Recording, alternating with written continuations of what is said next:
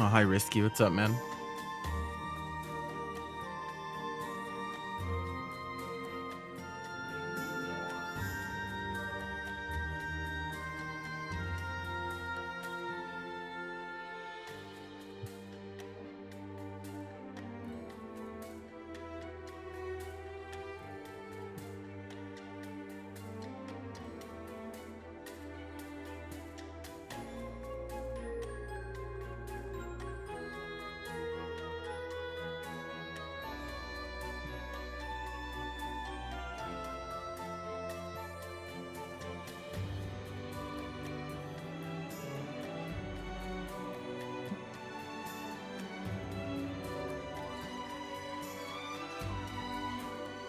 I feel that.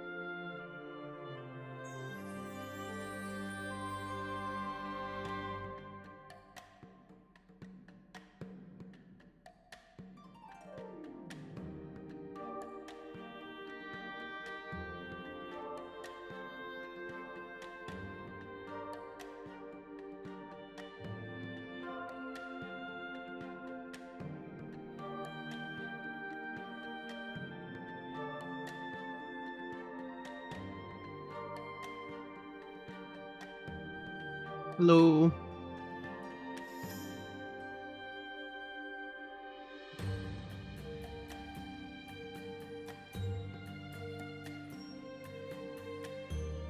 What do we got today? 22. Okay. Nice size. Don't think he's finished seeding yet. I'm not sure.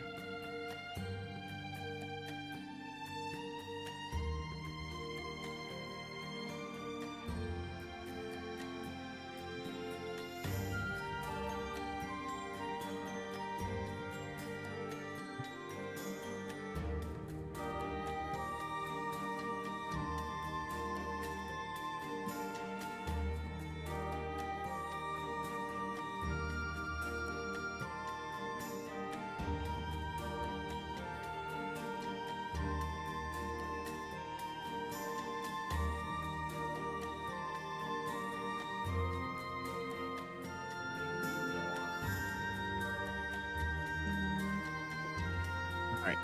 Hello, ladies and gentlemen. Welcome. Act 18 of Grandcypher Zone. We're going to be getting started here in a few minutes. Players are getting all checked in and whatnot. Looks like we have a decent, solid bracket going on today, so should be good matches. Hope you're all doing well on this Tuesday.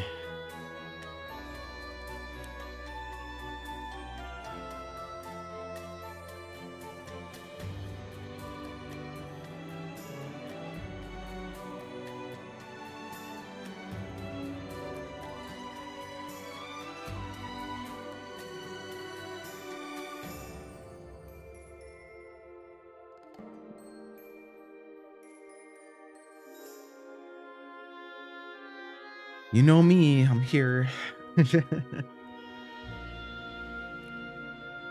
I'm doing what I can.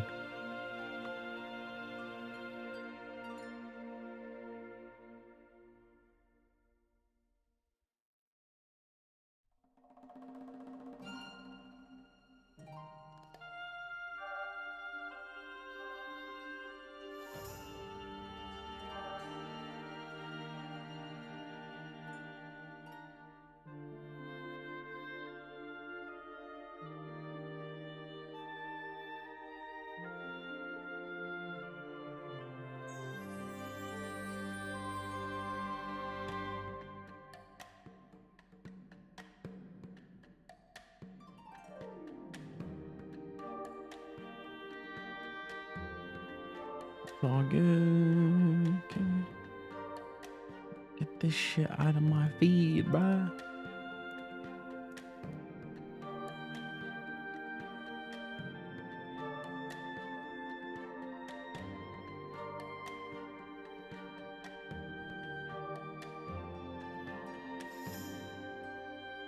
Happy Toxic Tuesday. True, true. They don't know about that though.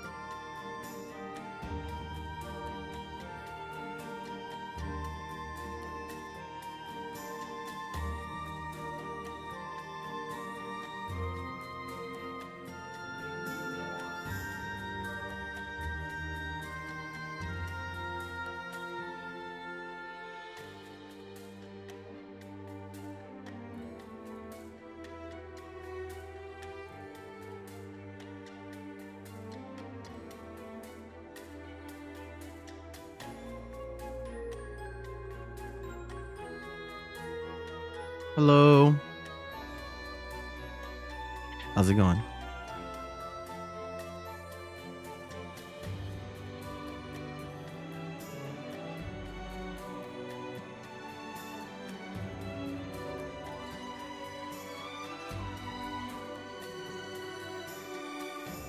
Speaking of my chat.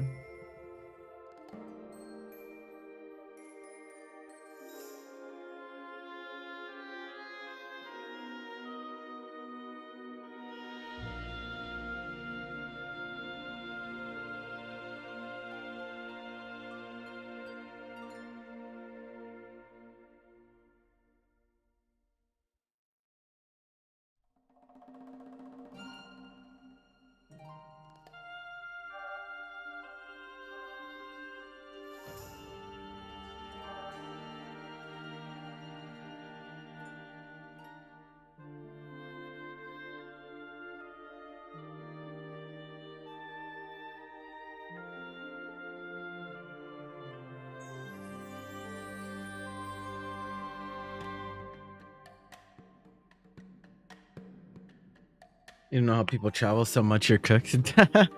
Not used to this shit, huh? It is, yeah, it can be a lot if you're not used to it.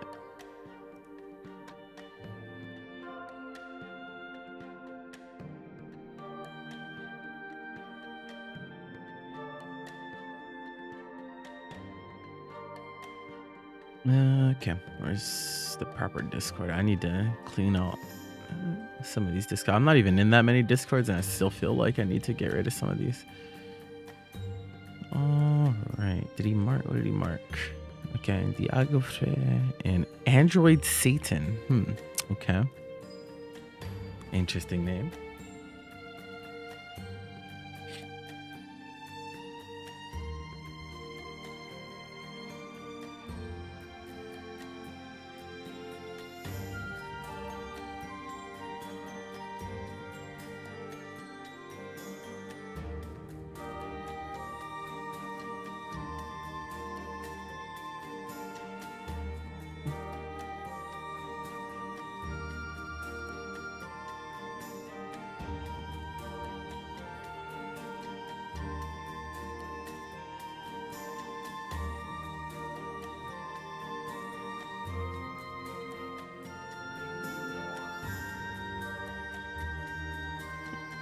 They implemented watch streaks to drive more ad watching. I mean, like, I'm sure that's a byproduct. I don't really know if that's that much the case though, just because like you don't need to watch very long to get a watch streak. I think you only have to be in the stream for like 5 minutes or something. But yeah, I'm sure there's something indirect that they're looking for.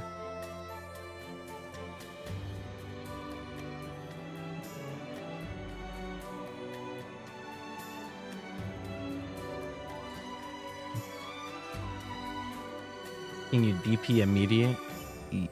Yes. I mean, like, if you're talking about specifically this game, safe jabs are meaties that beat DP.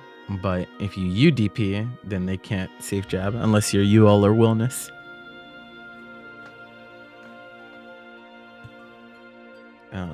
But that's like pretty, I wouldn't say unique to this game, but like this game has more readily available safe options grounded than like in Street Fighter. If you press DP, then you just beat meaties, right? Unless it's a safe jump. Safe jump is also a meaty, right? So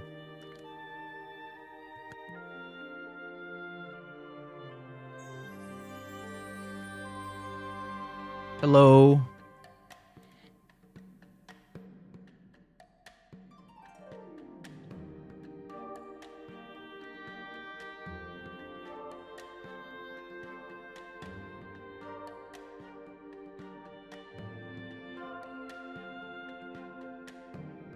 I don't know what this person's Discord name is. To save streaks, if you watch a VOD, you get an ad if you're unsubbed. But you don't, it doesn't have to be a VOD. You can like watch a story. Like you can watch clips and stuff too, so I don't really.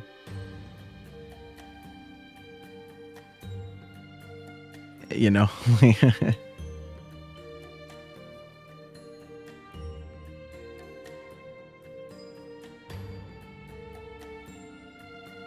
Oh, okay. I see.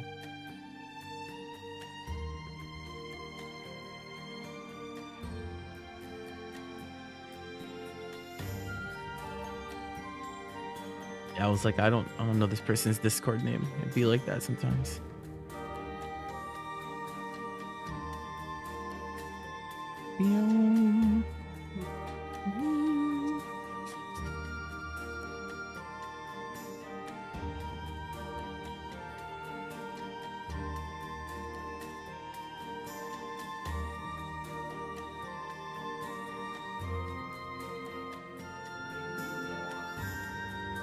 Hopefully they're here. Oh, there they are. Cool. All right, gonna get started with our first match of the day, my friends.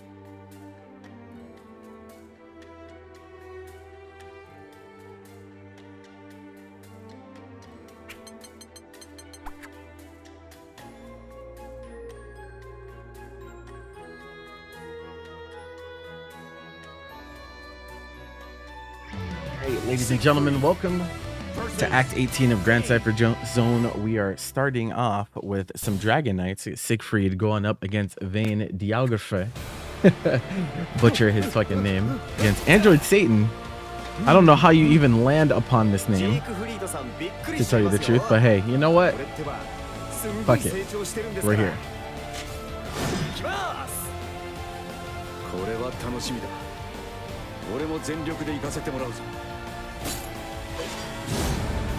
Big men with big weapons. Let's get it started.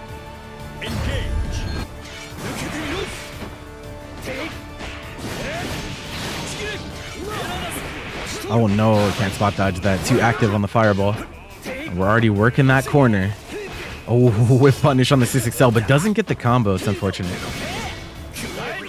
Alright, Android Satan gonna slowly try to push his way out of the corner. Vane, he's able to get shield out.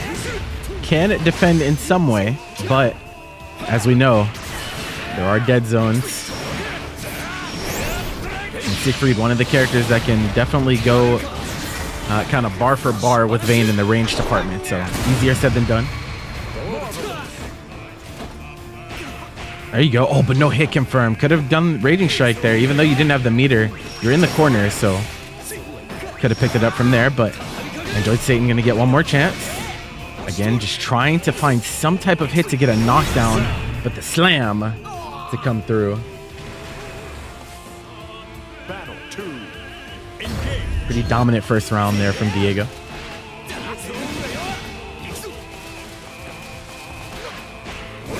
Oh, it doesn't reach. Yeah, the Orkan not linking from that far. Maybe we'll get to see Android's attempt at corner trapping here. Vane pretty strong at it. Oh, okay. That could have been cataclysmic. We do get the air stall, and we're going to kind of see that RPS throughout this set, I think. Jumping against Vayne, very dangerous.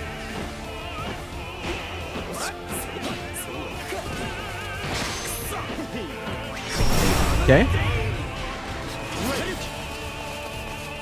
DP to get out of there. Nice. Get the shield, the full pickup. This might be a kill. No, not quite. Not close enough, but huge life lead. Just slides. No punish on block, though. And again, neither of these players doing Raging Strike confirms on some of these, but we get the round. Android Satan answering back, tying up our first game. Battle 3. Engage. Early stream. Nah, it's kind of late for me, to be honest, but I usually try to go live earlier than this, but Monday and Tuesday are a little different for me. Uh-oh, no escape coming through. This is not what we're looking for. Oh, nice challenge. Oh, but goes into shield. That could have been a combo there for sure.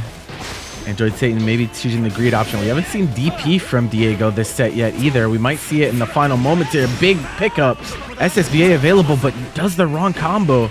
But again, the mash. Okay. It's not a... I mean, it's not a dumb question, bro. Why you can't DP from a meaty? I mean, like, safe jabs are designed to beat meaties. Or, like, safe jabs are designed to beat DPs, rather. Safe jabs and safe jumps both are supposed to beat this. Diego getting game 1, though. Definitely a little harder fought than we thought it was going to be with how dominant that first round was, but Believe in victory. Battle. No, that's not true. I mean, alt DPs can be safe jumped. That's still immediate.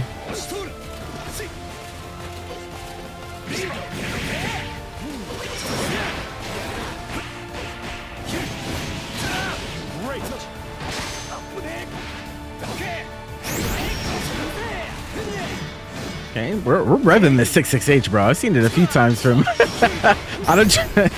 Android Satan letting the 668 rock, bro. You're not built for Grand Blue. What do you mean? He's dead, by the way. String.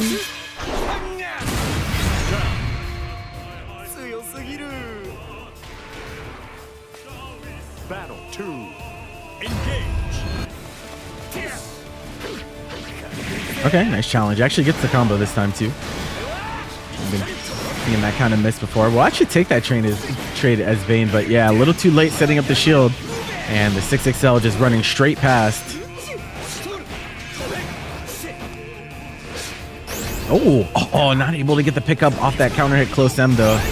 Unfortunate, not close enough to the corner. Diego kind of dropping some combos here.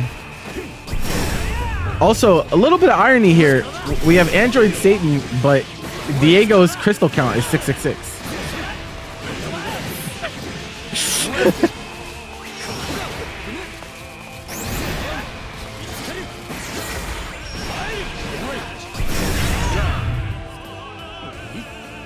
There's something to be said here. Battle 3. Engage. Okay, Clash goes into DP. Okay, doesn't want to play the Clash RPS. A little bit too short on the slam.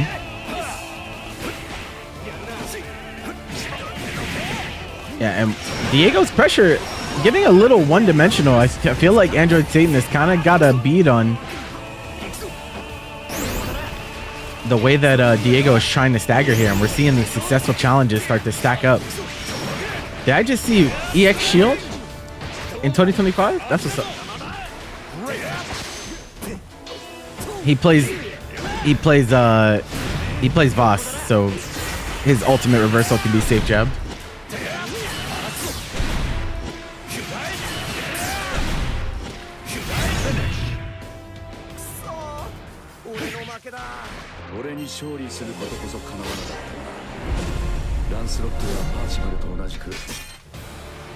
Believe in victory. Battle 1. Engage. Well, DPs are frame 1 invulnerable, so if they're able to mash and hit you, then that means you didn't input fast enough.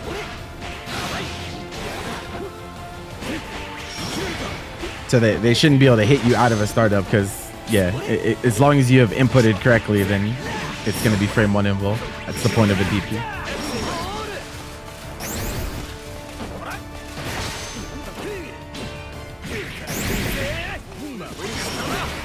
Whoa. Yeah, no problem. All right, 2-0 for Diego, trying to close this out. Android Satan's been very close in both of these games, taking them both to round 3, but hasn't been able to close out either of the games so far. So we found ourselves down, but not out. We play first to 3 over here in Europe.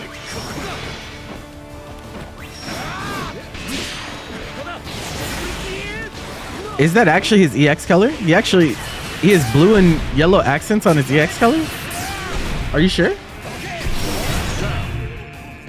I thought every EX color was strictly black and white.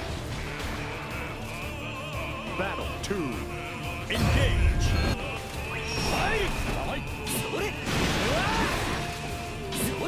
Uh-oh. Ooh, arm destruction on block, but lives to tell the tale. Okay, decided to commit to the parry, and here we are in the corner once more. This color is sick either way. I just don't think it's the EX color, because I think all the EX colors are strictly black and white. But it's a really good color.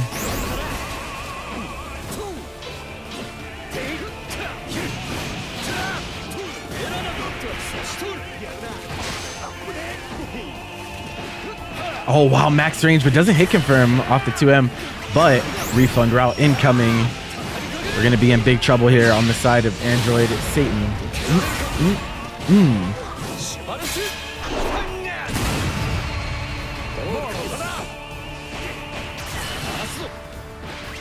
that should be it. Diego closing out with a 3-0. That was like one of those 3-0s, but it was close. Some of those games definitely go in the distance, but unfortunately, not going to be able to close it out this time. Diego going to advance, where he will fight Dusty Pixel in round 2. Best of luck. We're going to be heading to our next match in round 1. Sloppy Bobby going to be going up against SD and Art.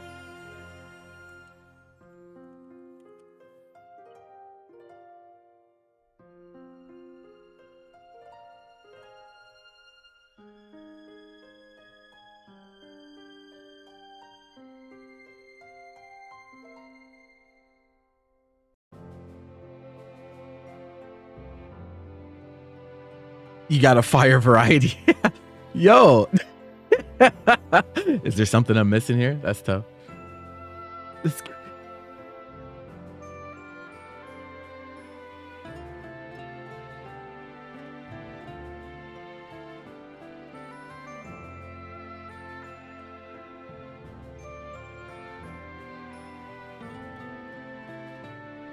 All right, Sloppy Bobby returning with the Percival Versus Percival. SDNR on the 2B that we know them for.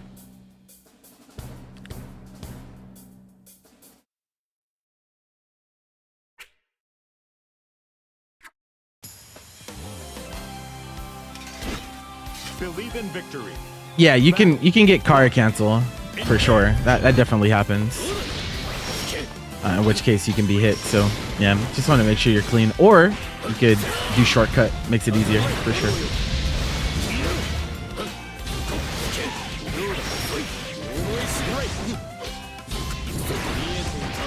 Wow. Okay. Spot dodge back throw. We're in there.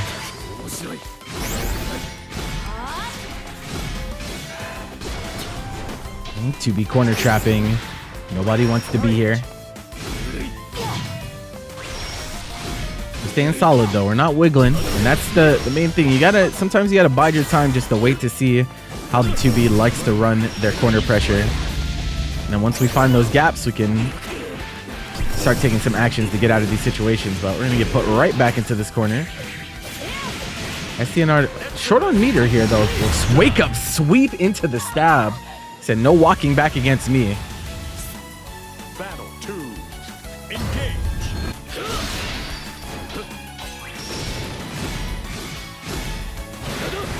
Okay, DP.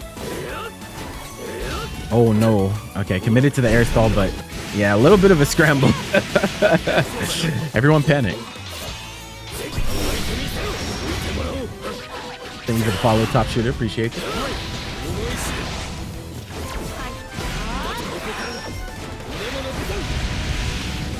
Doma as well. Thank you, thank you.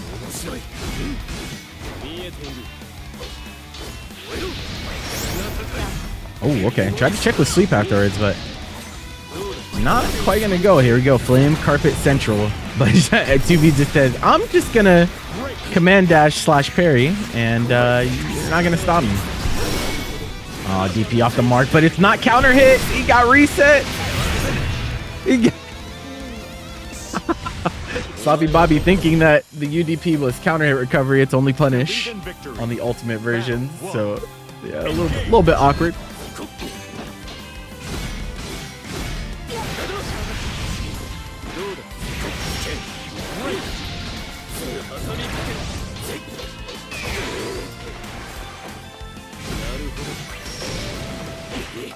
Oh, got the hit, but no counter hit confirm. Okay. Now we get some damage. We need to recover some of that skill gauge too. Thank you all for the follows. I'm gonna roll our way out of the corner. What are we gonna do with this? Ooh, just laser through the fireball pressure attempt. But oh, we're not we're like doing it manually. Most 2Bs I see usually do the do 6U to get the dash momentum so you can slide into the 5H, but looks like we're a little bit off the mark there on SD's side. Okay, U skill on U skill. Percival wins out in that situation. This is dangerous. 50 meter available for Sloppy Bobby as well, but we get the clean opening and we have SSBA. Not gonna get to see the full animation this time around, but we'll be around. Battle 2. Engage. Okay, I need to turn down the volume of one of those alerts. It's so loud. Oh, that's why. Yeah, that makes sense. Do that. All right, back in we go. What route are we gonna choose here? Okay, we actually decide to spend the skill gauge. Definitely get a decent amount of it back from that. The wake up button, man. SD kind of faltering on the meaty situation a few times this set so far. Sloppy Bobby's been willing to press sweep and jab and all sorts of things on wake up. Just pestering with the fireball. We only still have one stock available, but that might be enough. We get the counter hit. This is not going to be enough to kill. We're going to need another hit. And like I said, Bobby's been pretty disrespectful on wake up, to say the least. Gravity going to be off the mark. The DP to try to save himself. Trying to avoid the consequences. Sets the stage for SD to take that round. Battle 3. Engage.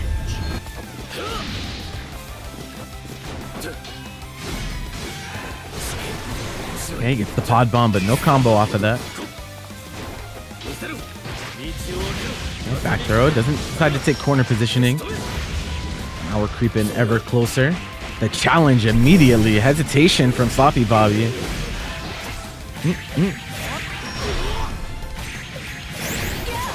Okay, and we're not ecoing. We're spending the skill to extend wherever possible. Challenge with the flame, but doesn't get there in time with the Lord Strike. Okay, very nice. Blocking the Brave counter, taking the turn with 5H afterwards. Only one crystal available for Sloppy Bobby. He's in big trouble here. Any hit will pretty much do it. And to do this for Chip, throw kills now. The float overhead to tie up the set 1-1. Back to the character select screen, it seems.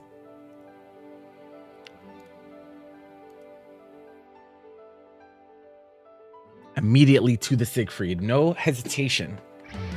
2B versus Siegfried.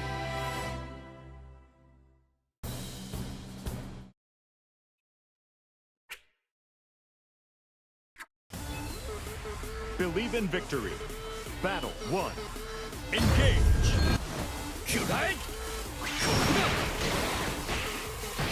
All right, let's see if the Siegfried fares any better.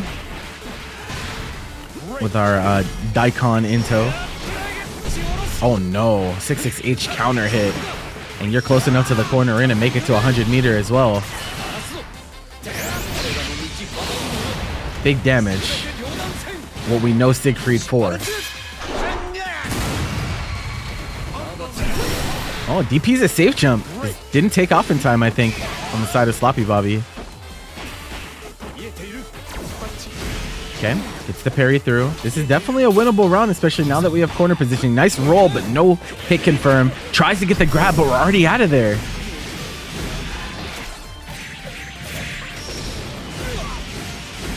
We do have 50 meter available for UDP, and that will kill. Let's see what SDNR decides to do on Oki here. We don't block it. We were not thinking about the option. So that will be around the bob.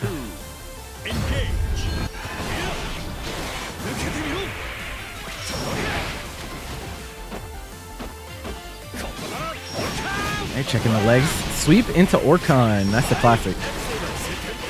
Oh, and managed to get the 5e frame kill to still set up the meaty afterwards. SDNR thought that he'd be minus in that situation. He spot dodge through, but takes the grab for it. This is a really tough round to come back from. Chip becoming a factor. Siegfried, one of the best chipping characters in the game. And with two pretty convincing rounds, we'll go up 2-1 in the set. SDNR now has to do the job of adapting to a different character, a different strategy. It's no longer the Percival you're fighting, a different array of options coming out from the Siegfried.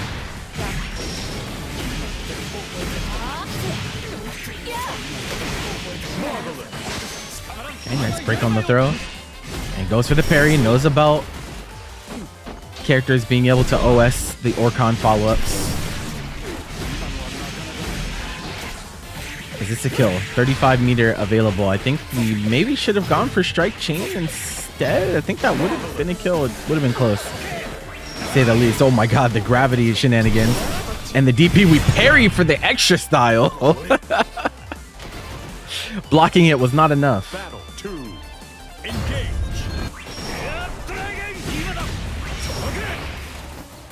Sloppy, a big fan of these air stalls, both on Percival and on Siegfried. Trying to RPS those jumps wherever possible.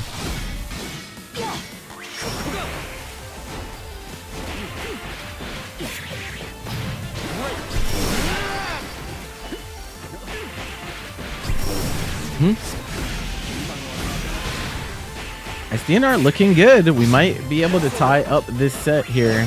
A little bit of a mistiming on the Oki, but still has a life lead. And wow, tried to back up, but got hit by both parts of the fireball. One hit counter hitting, comboing into the other. Into the orbs, we get away, but that wasn't actually a combo, and SDNR was not ready. Presses and gets counter hit. And that install is rocking. We get the counter hit close stage. That's gonna be the round. Rice with the gift sub, the dragon. Thank you so much. I don't know why my settings didn't save on that. I need to fix that when I get the chance. Thank you, thank you. Place a mine on Patrick. Gotcha.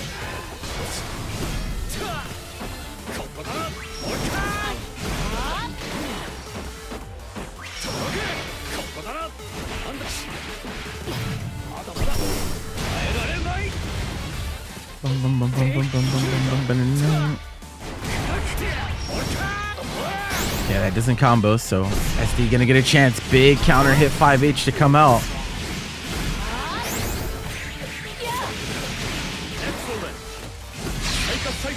Oh, okay. Just super on reaction to the whiff 5H.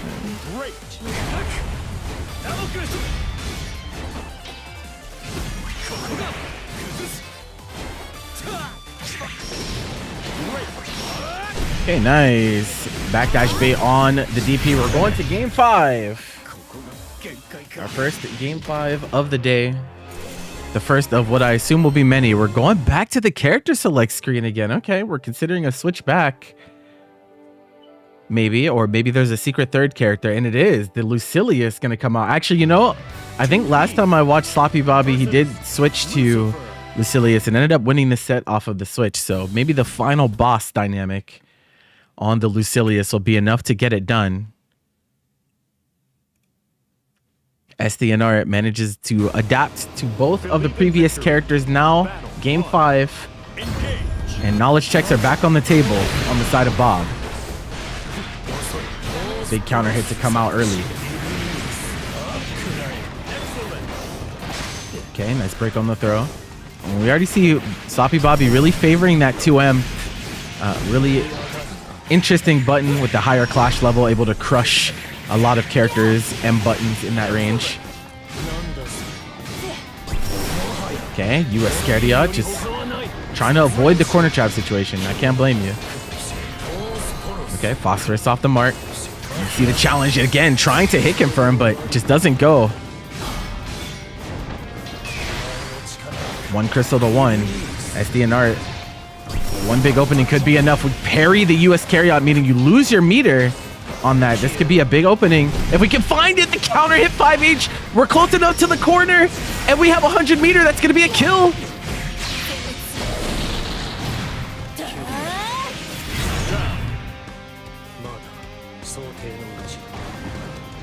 That round was looking so tough for SDNR, but manages to find that one key opening on the teleport to go up to set point, 1 round away. And we're already getting the back throw. Volt is applied. Put you in jail. Another 5H. Uh-oh. This is looking tough for Sloppy Bobby.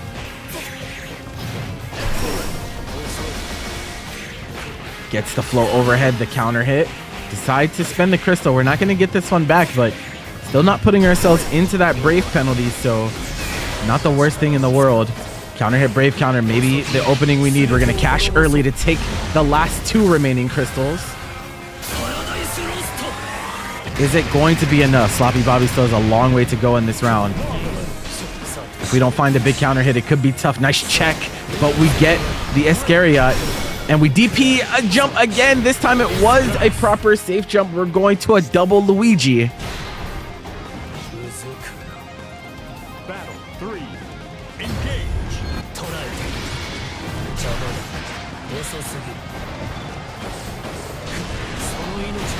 Okay, just lets the Phosphorus rock even on block.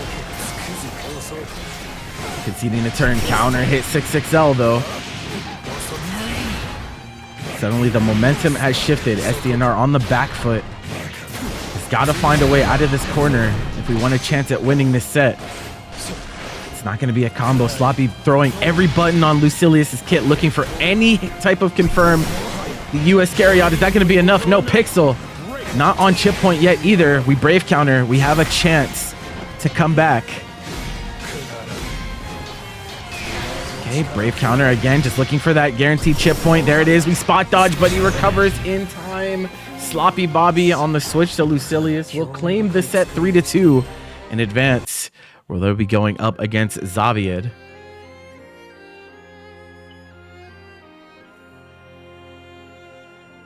All right, moving on to our winners round 2 matches. I'm going to flip a coin to see which one we're doing first here. Okay, it was Tails, so we're gonna get Top Shooter and Lavenesis up next.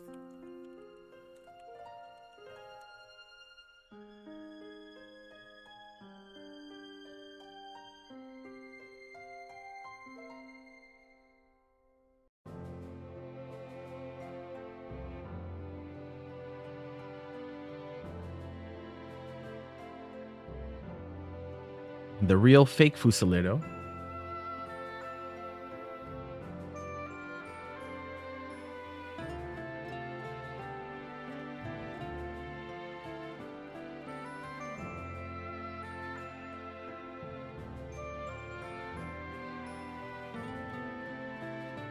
All right, winners round 2. Onward we go. UL versus Eustace.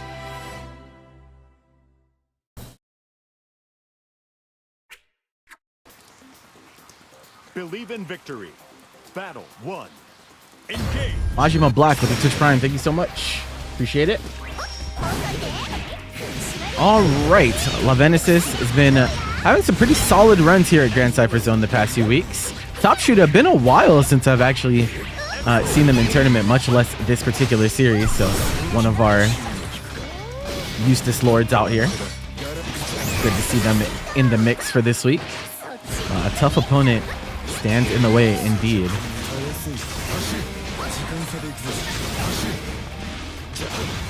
Whoa! He 2 H's, but Levenus is able to land, but blocked on the other side. He actually ended up crossing a very awkward situation. Battle 2. Engage. Okay, nice. Shooting her out of the stun yipper attempt. And this matchup can get difficult for UL. Difficult to find her way in against the many projectiles of Eustace. The increased invulnerability on the backflip does help a little bit, but only so much. Bust out. We're seeing Levenus commit to these reversals pretty much immediately. We're seeing DPs, we're seeing bust out supers. We are not trying to let Top Shooter get started in the slightest, and it results in a pretty convincing game number 1. Believe in victory. Battle 1. Engage. Okay, nice challenge with the 2M, but no hit confirm. It's the next step. Looking for a reset counter hit, close H while crouching as well. And we spend the U skill, even though we didn't need to. We were close enough, but we do hit confirm our lows, which, you know, funny enough, you know, we're seeing a little bit of a UL uprising. Of course, this patch making UL stronger. But I can't tell you how many ULs I see that don't counter, that don't hit confirm their lows in the slightest. So looking good for Levenus in this set. Up a game and a round. Top Shooter scrambling to find an answer for the aggression. But will you find the answer fast enough?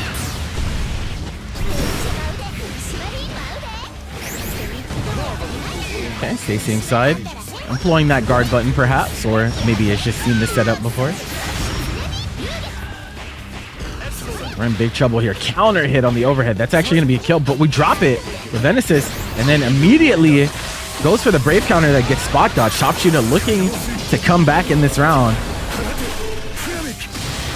We're going to need another hit though, and 100 meter available, and Levenus has not been afraid to spend invulnerability state on this set. Stance low, catches ya standing up. It'll be 2-0 with the quickness.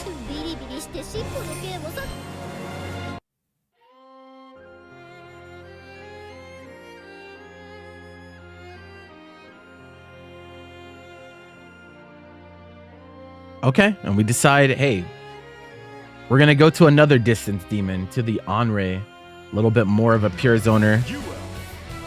Versus Uno. I do think I like the pick. I do like the pick, but I don't know how practiced the Onray is in comparison to Top Shooter's Eustace. We'll see how it turns out, but the pick makes sense. Yep, having the parry in. That's one of the biggest things, is one of UL's most desirable traits is their ability to safe jab. Has multiple safe jabs on UDPs now, thanks to the new patch.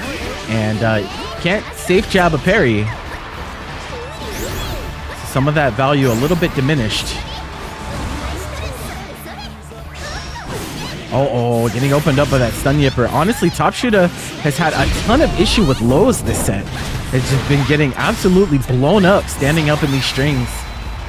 And Levenus is taking full advantage of it immediately. We go for the unpotent Oki. It wasn't even meaty. Able to get the throw on the Brave counter attempt for set point to advance here in our bracket today.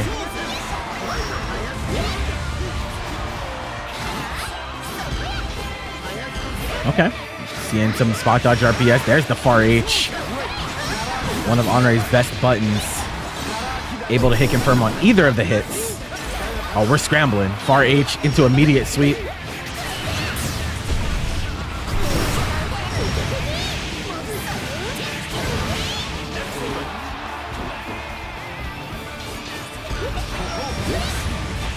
Okay. Oh, go for the Raging Strike reset. That's not going to be a full combo because it did have a crystal still remaining. Nice. Gets the spot dodge through. Top Shooter looking for any hit here. Gets counter hit, Brave counter though. Slide to get out of the situation. Awkward.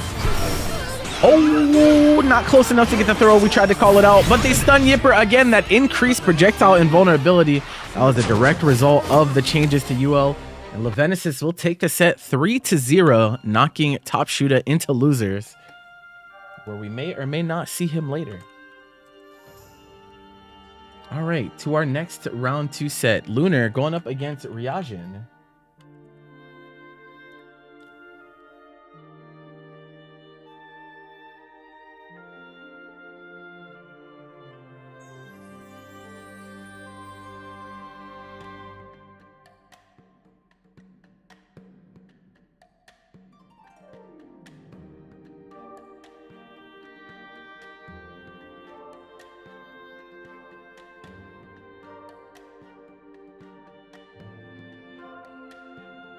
All right.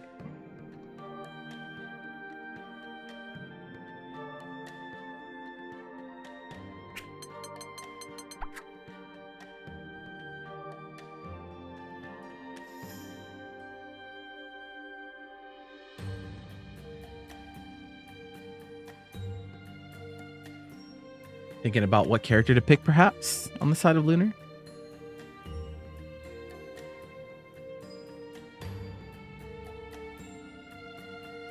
Okay, we land on the Seok, it looks like, to start off.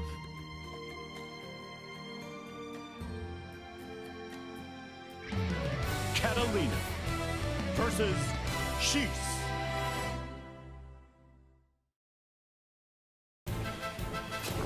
Let's see how Ryajin will fare. Believe in victory. Lunar has plenty of characters. This opting for the Seok to start off should be an interesting one. Not able to get a whiff punish on that 6XL, but we're just trying to feel out the neutral tendencies so far. But nice hit confirm here from Lunar. And here's the question: can you deal with the Seok's pressure? We get the counter poke, but no hit confirm on that one. I don't know if we built the meter until after the fireball hit. Okay, and we made it to the other corner. Ooh, the 6XL and able to follow up with that 8-frame far heavy.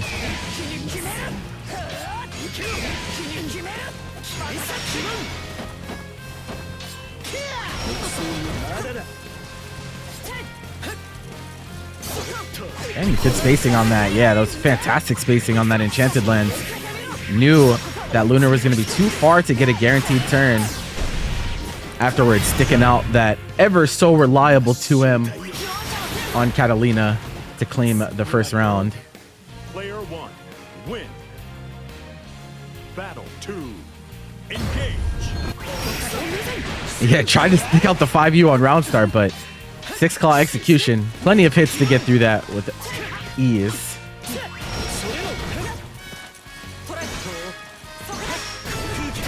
Yeah, spot dodges. That's actually still plus for Seox in that situation. So gonna take a full punish, and we have 100 meter as well for the refund route.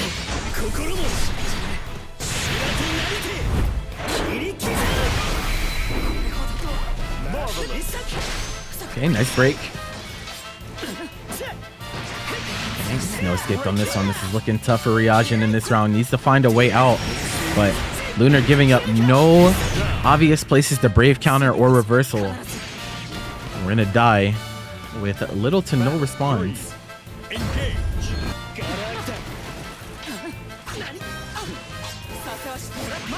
Okay, 4H working out. There's his. Finally see the first DP come out, and we have corner positioning thanks to that U execution. We decided to brave counter to maintain that corner positioning if at all possible.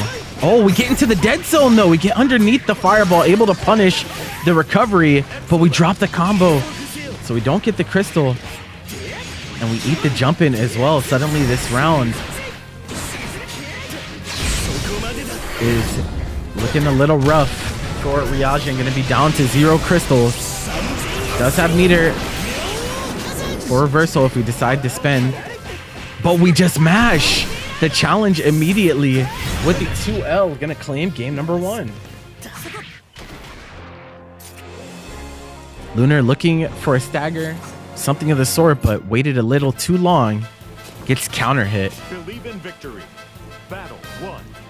Engage.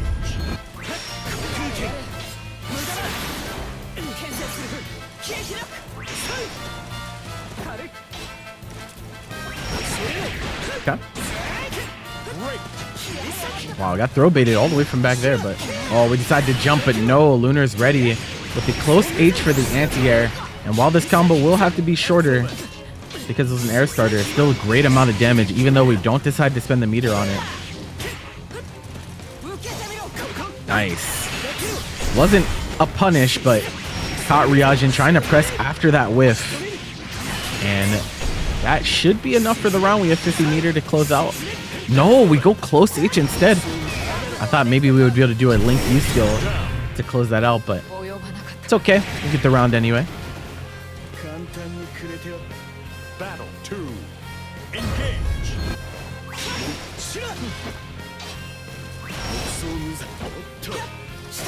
Hello. Oh, not able to get it. We do end up 5Uing the empty hand, but it's not going to be a punish.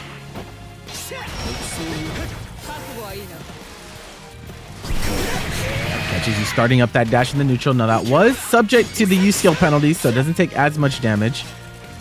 But Lunar still gets the refund, and that's the more important part. We're seeing these 5Us, but I think Ryujin's just holding them a little bit too long. Oh, there's the throw bait again, but it's not going to combo into the fireball. Oh, we just let it rip on block. Lunar with a misinput, perhaps. Gonna give Ryujin the opportunity to try to come back into this game. Huge. Ends up counter hitting. Lose your 50 meter. Oh, but it ends up whiffing on the wall jump, and that should be enough. We have more crystals. We have more meter. Just like that to tie it up.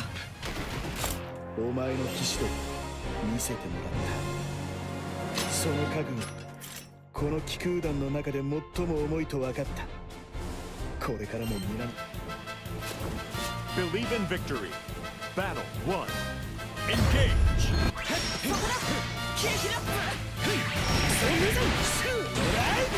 Great. Great.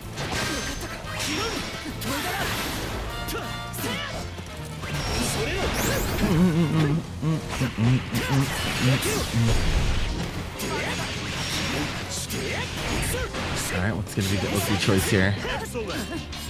Keeping it simple, consistent, just goes with the safe jab. Ryujin gonna have to fight their way out of the corner. It's not the easiest thing in the world to do.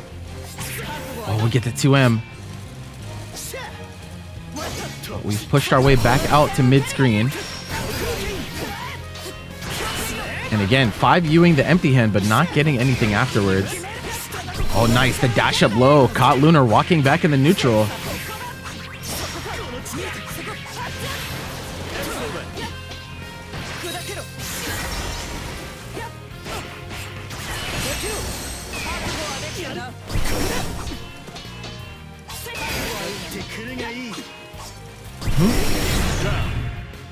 The U skill, the U execution. Such a strong move. Always comes through in the clutch. We'll be able to claim that round. Oh, 60 stage, but only punishable by throw if misspaced. Only -4 on that move. You would think it would be more, but it's not the case. Oh, gets back thrown. Trying to go for a stagger. Ends up getting counter hit. I think that's the first parry that we've seen this set as well. But a big opening once more for Lunar. Refund route incoming.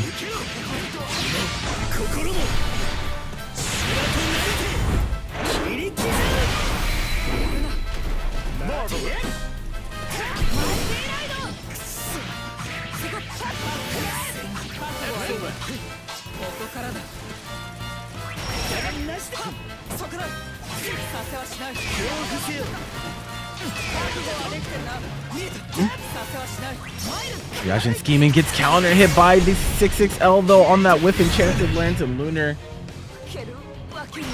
gonna go up in the set 2-1. I don't think I've ever seen Ryujin pick anything but Catalina, but I don't think the character's the problem. Just got to be a little bit more patient in the neutral. I think we're playing a little too fast for our own good, and playing fast with Seox is a difficult thing to do. Character speed very hard to keep up with. Okay, Clash ends up getting a button tech though.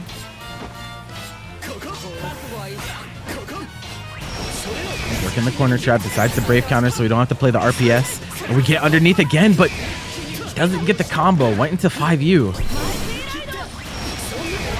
Okay, oh, down to 0 crystals early for Ryujin. This is so dangerous.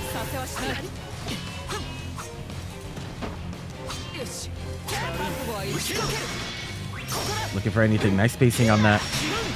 But we don't have any crystals left, so you're going to have to hold the defense, and we get hit by the U dive kick.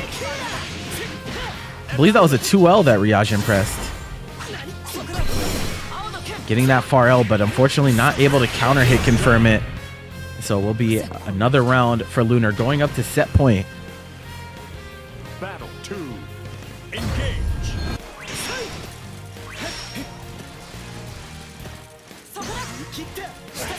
Okay, tripping up the legs.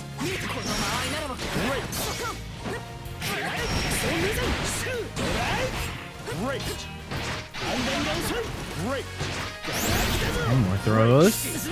Oh, but throw protection, betraying Lunar in that situation. Immediate brave counter, but tried to go with a throw bait, gets jabbed out of it. Ryujin trying to work the corner, but doesn't hold the 5U long enough. It's so unfortunate. We've seen this set, Ryujin holding 5U for too long. This time, not long enough. Would have been a huge punish, but we get it anyway. This should be the round. Catalina, if she can make it to the corner, your life bar absolutely disintegrates. We're not going quietly into the night here. Looking to bring us to another game 5, if at all possible.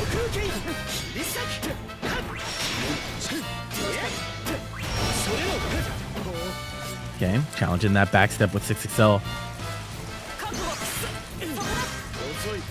Altering those fireball speeds as well. Oh, we actually didn't press the JU, but still somehow the situation didn't end up too bad. Doesn't bite on the throw tech either.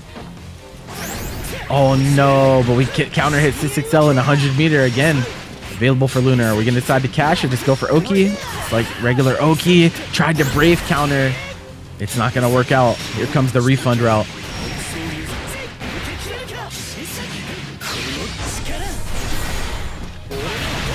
One last chance here for Ryujin. Looking to stay alive in this set.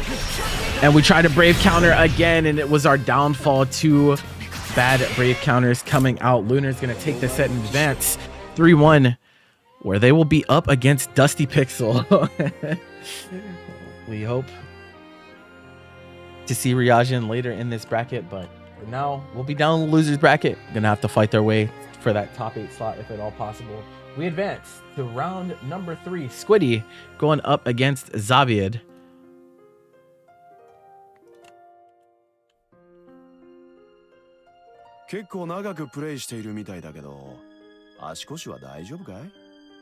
Let me check my ad timer. Oh yeah. Okay, I'm gonna click an ad now. That way it doesn't pop up in the middle of the game. At least get some of this over with before they start.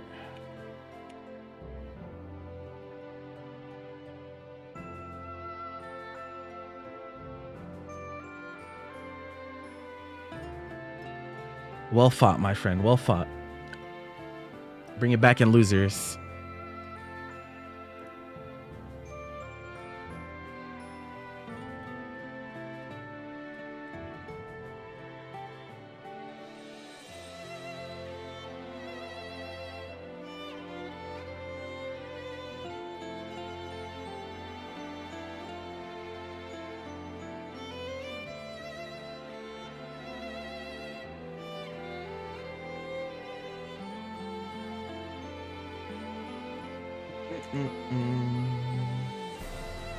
Let me go ahead and ping them again to make sure they saw.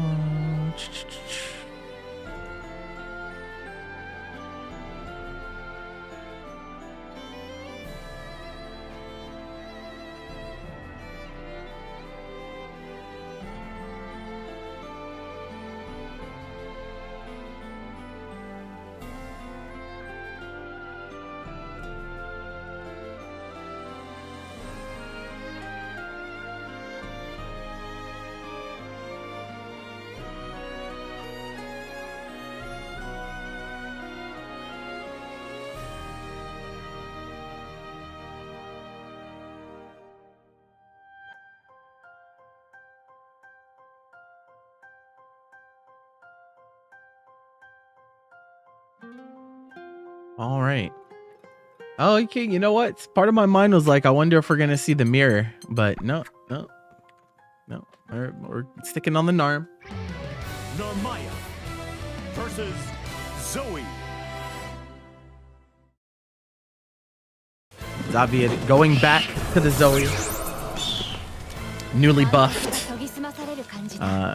And even before the buffs, we did see some weeks where he would commit to Zoe for most of the bracket. We did see the Lucilius come out in some dire circumstances, but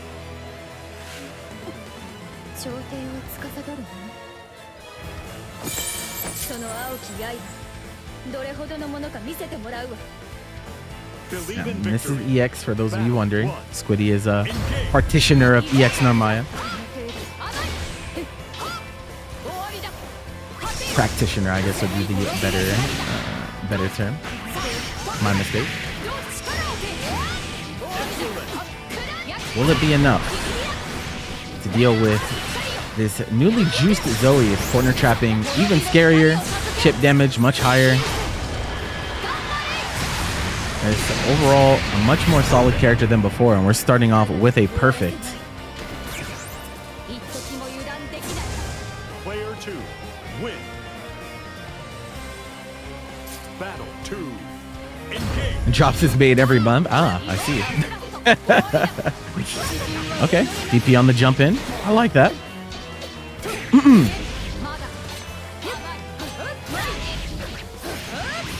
Okay. Now, one thing that EX Narmaya is good at is dealing out the damage on hits. So if Squiddy's able to find those neutral wins, the reward is solidly high. But that's just it. It's gonna be hard to find those openings in neutral against Zoe. Counter hit 6XL. Trying to wiggle our way out of the corner to no avail.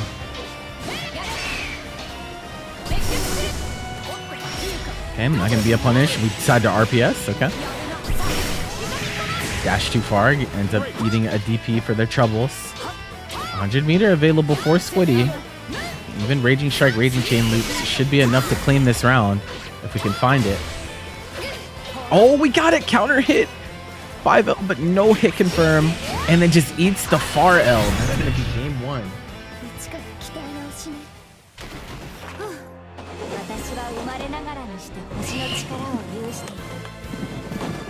Believe in victory. Battle 1, engage. Okay, I think we tried to go for close H there and ended up getting far H. No hit confirm available.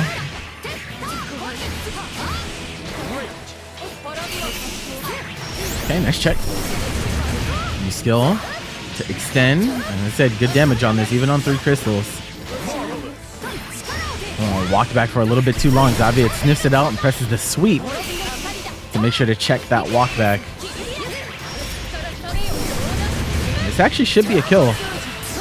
And this is exactly what I was talking about. EX Narm only really needs 2 openings to close out a round. Battle 2, engage. Okay, nice. Roll on the round start to get the punish. Squiddy maybe finding their rhythm. Oh, tried to recover and get the anti-air in time, but ends up getting counter hit. Nice. Spot dodge through the thunder and getting the punish with the U skill afterwards. Nice heads up play.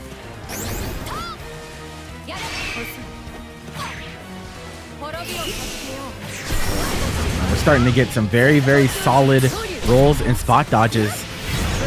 And the follow-up counter poke gonna tie it up. Kind of looked like Squiddy was looking a little lost in that first game, but has locked in.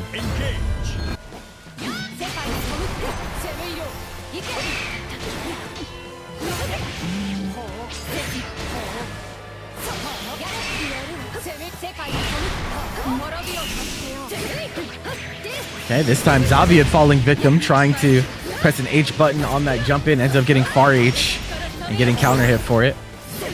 Okay, we get the 2H this time, but no hit confirm.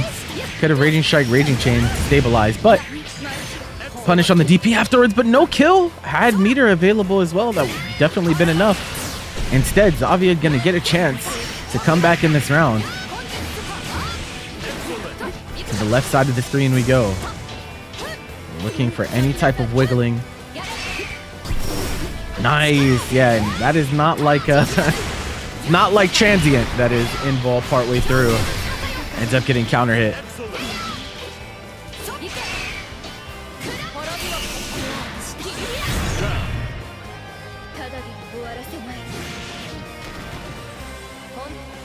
Battle 2. Engage.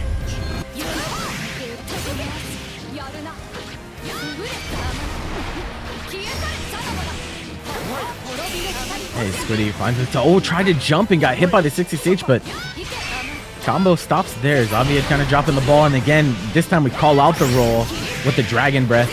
And those Dragon move starters are very high damage, but unfortunately Xavier dropping the combo. Gonna let Squiddy push our way back to mid-screen. And was that a use-kill frame kill? That looked intentional. Caught Xavier off guard, but wasn't enough to kill originally, but we get a few hits afterwards to close it out. If that is intentional, that's a very expensive frame kill. Very, very expensive.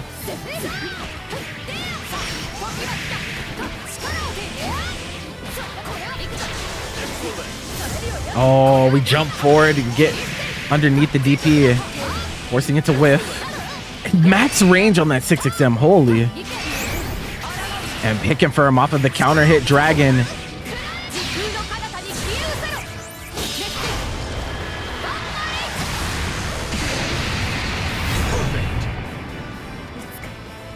Started this set with a perfect. We get yet another one. 2-1 for Xavier. Looking for that spot in top 8. Winner of this set going to be going up against Dusty Pixel. Oh, the taunt. Okay.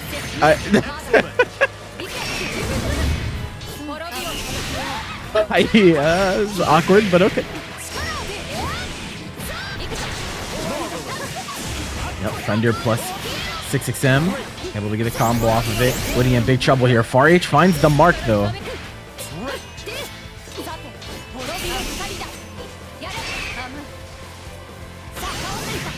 And again, a little bit too slow trying to anti-air that. You could see the counter hit coming through. We reacted, but not with anything that's fast enough. Gonna have to DP if you want to get away with that. Xavier going up to set point. Battle 2. Engage. Okay, nice jump on round start. Honestly, Squiddy's round starts have been pretty successful, but hasn't been able to transition it into meaningful offense in a lot of the cases, but not going to be the case this time. Big opening, corner positioning, almost 100 meter available as well. We're not going to be able to make it there, I don't think. Yeah. But we get the throw bait just like that. And a perfect to enter back.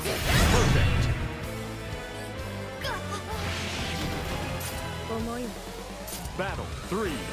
Engage. Will we be going to a game 5? Or are we going to close this out? Xavier not trying to go any longer in this set. Trying to win right here and now.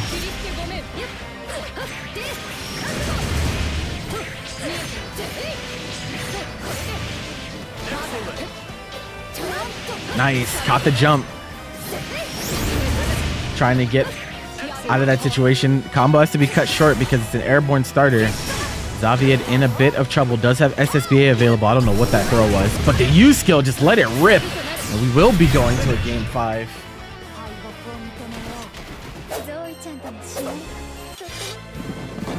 Believe in victory. Battle 1. Engage.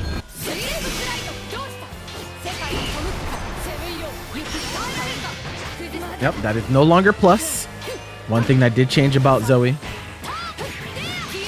All of the spinning slashes, the aerial spinning slashes are minus on block. A trade-off for her now getting ground bounce combo on the H version. Nice. Backdash, able to get the far M, hit confirm. Exactly what Squiddy needs to bring this back. Keeping it safe. Tried to chase it down with a jump, but Again, Squiddy a little greedy on these anti-air situations. If we were spending Raging Strike, Raging Chain, you wouldn't have to play these extra situations after the anti-air. But nonetheless, Squiddy set point, looking to knock Xavier into the losers bracket. And it didn't look very promising at the beginning of this set, but now we're starting to really build some distance. Okay, you're still not going to be able to punish, but we're stuffing so many of these approaches.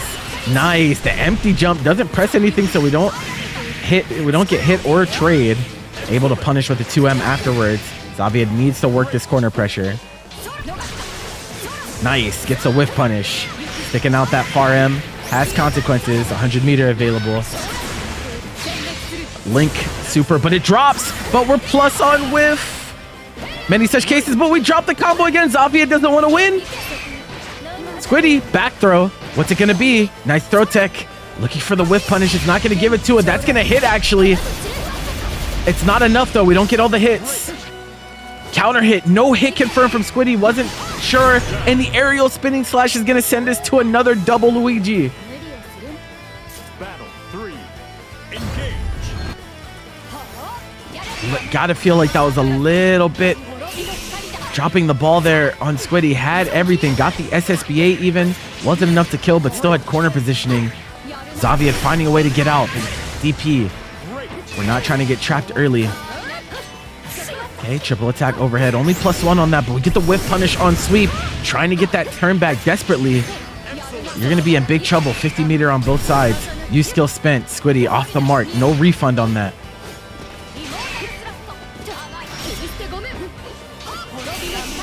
Okay, the H Fuka on block. Xavier might have missed a big opportunity, but found another one in return.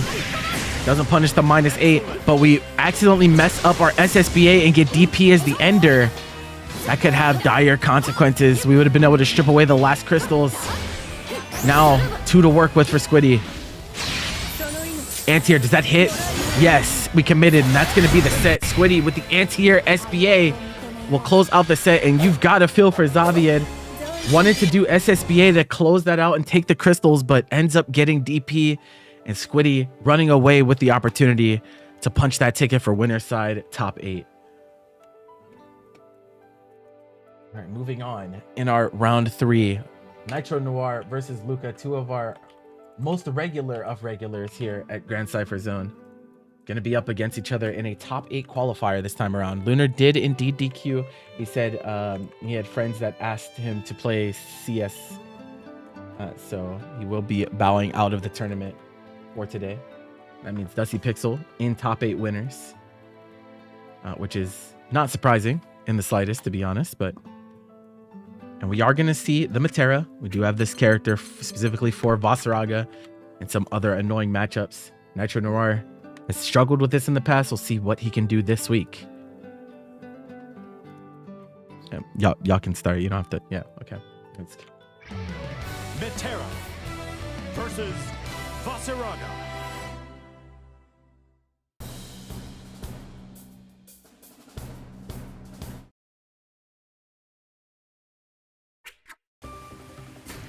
Believe in victory.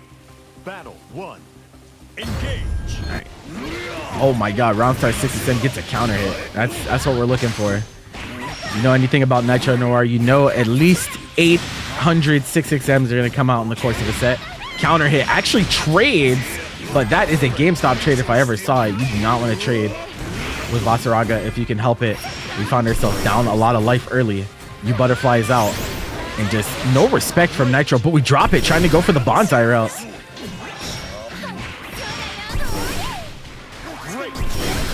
Okay, you Instinction, not going to get there in time. Roll gets caught. No hit confirmed from Luca, though. Wow, you Starry Sky, even back to corner. A scary one to commit to, but it works out. Battle 2. Engage.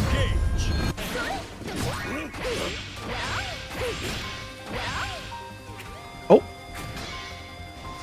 Yo. Okay. Oh. Oh. Oh. Please no. Please, server gods, do not forsake us. Gets opened up low. Ooh, too far away to get the 2H pickup though. Nice grab on the landing.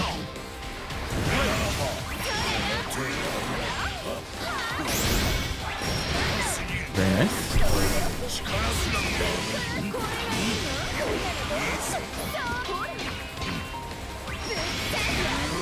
Counter hit Brave counter.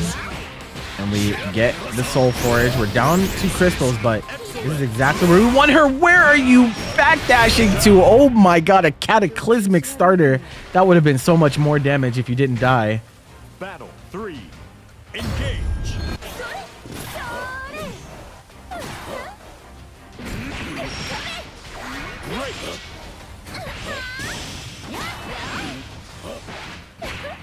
We're seeing Nitro start to work in a lot more roll forward compared to what we saw last time, but that does carry risk with it. Metera, one of the best 6XLs in the game, can just blow you up for committing to it, but for now, it is an option to present. And Luca a little overzealous, trying to activate that butterfly by any means necessary. Almost eats a big combo for it, but not the case. Last legs here for Nitro. Does not have a lot of life to work with. The far H will be enough to take game 1. Believe in victory. Battle 1.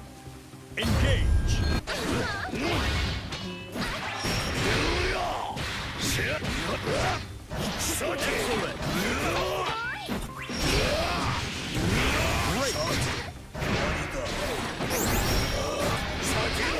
Okay, nice. Big counter hit off of the stance up slash. Luca not ready to press in time, and a perfect from Nitro. He said, wait, I'm not going down like this. Battle 2. Engage.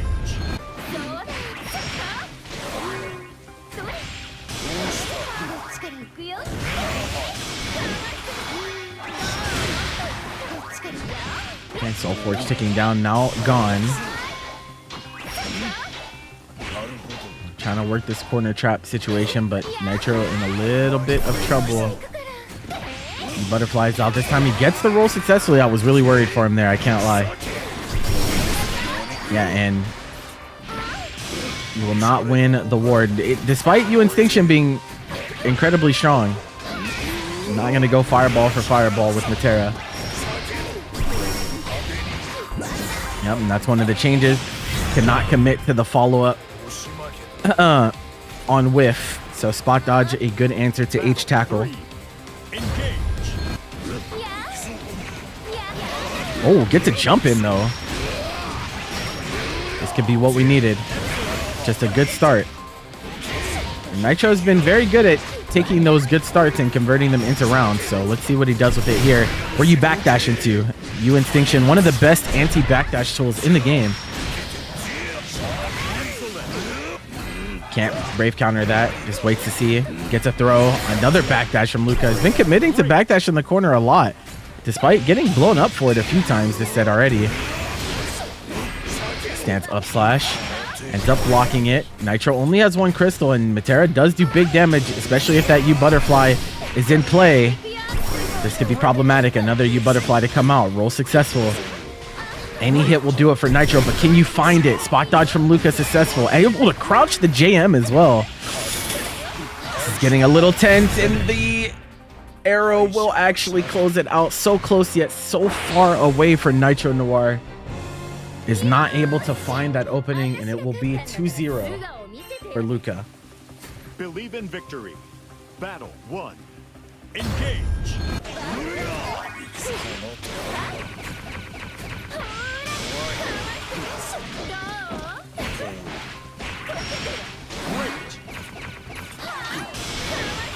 I'm pressing the far L's to fake the arrow that would pop the butterfly.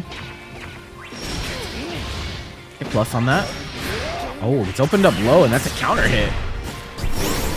To the corner with you. 6-6M. Again, spot dodging through, but oh, we charge it this time. No challenging allowed.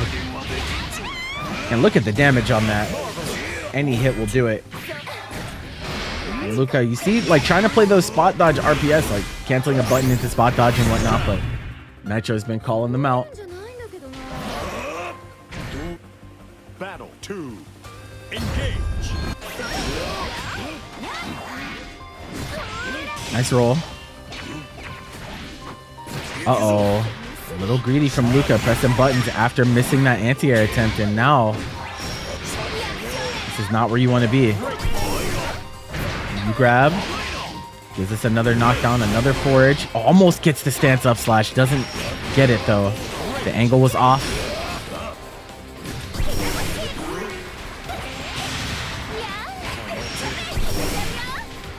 Okay, all of that comboed. Oh, preempted brave counter off the mark, but Luca also corners himself. This could be problems. Oh, not able to get it in time.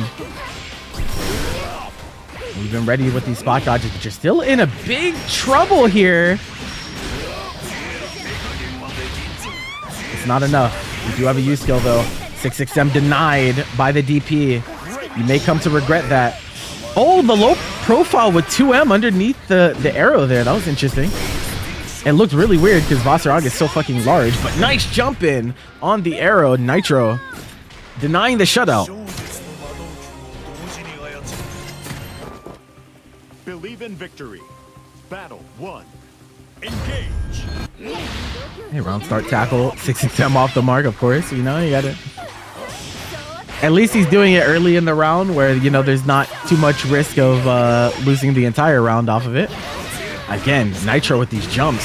Luca having a really hard time anti-airing this set. And Nitro exploiting that weakness.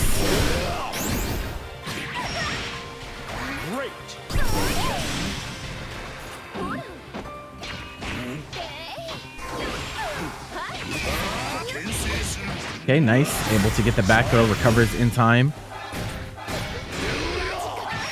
Oh, yeah. You thought you were done with one stance. I got another one in the back ready. This one, Soul Forge enhanced. Nitro 1 round away from tying up this set. Round start far M, denying any of that arrow nonsense.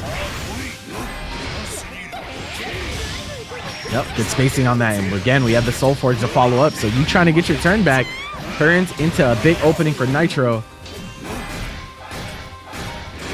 3 stomps. Again, Luca just always trying to take his turn back with that 2M and getting absolutely blown up for it. 2-2, another game 5.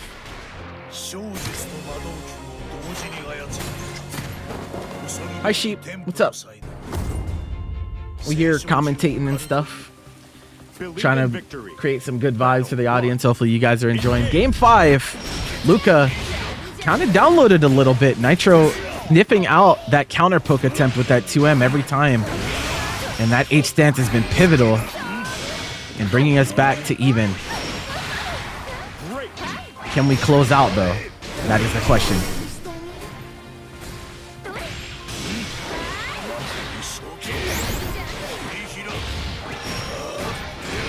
He got the counter hit stomp, but not able to get the follow-up. Luca has been good about spot dodging you Instinction. Okay, yep. Take the command grab, trying to deny. And he decides to take Soul Forge, but sometimes I feel like it might be better for you to just advance forward so you're threatening with your presence. But there we are, but I'll get the Instinction, but no follow-up from it, unfortunately. The tackle coming through. The Instinction catches Luca pressing from down back, and just like that, it was looking like it might be a 3-0. Now Nitro threatening to close out the set, 1 round away. Can we get it? H grab. We saw H arrow come out there from Luca. I'm not sure what we were trying to do. Maybe he was trying to TK and didn't get off the ground or something.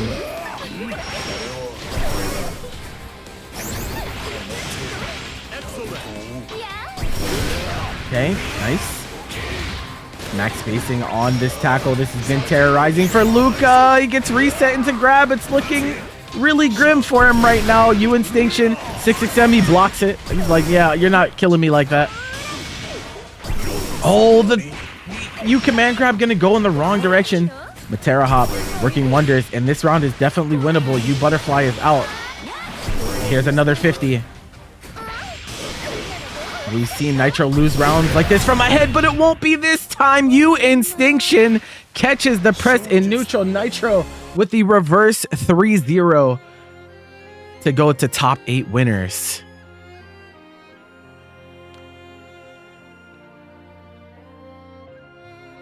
Luca dropping down into the losers bracket. It's going to have to go up against Sloppy Bobby for top 8. But it is now time for that top 8. We're going to get Dusty Pixel against Squiddy first. And while the players are getting in here, I'm going to run to the bathroom. So I will be back.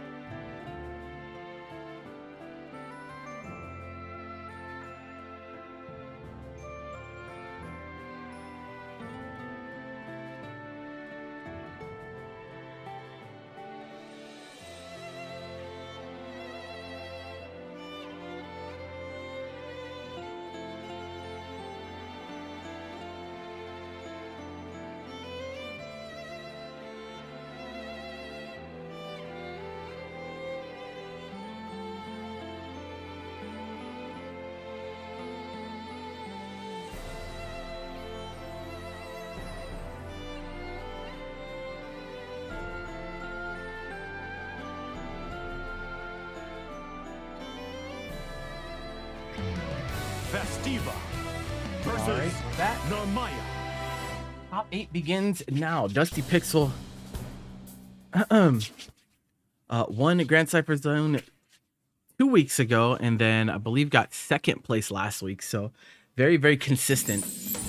Believe in victory. Squiddy definitely gonna have a little bit of a hard time, but we'll see how it goes here on point 0.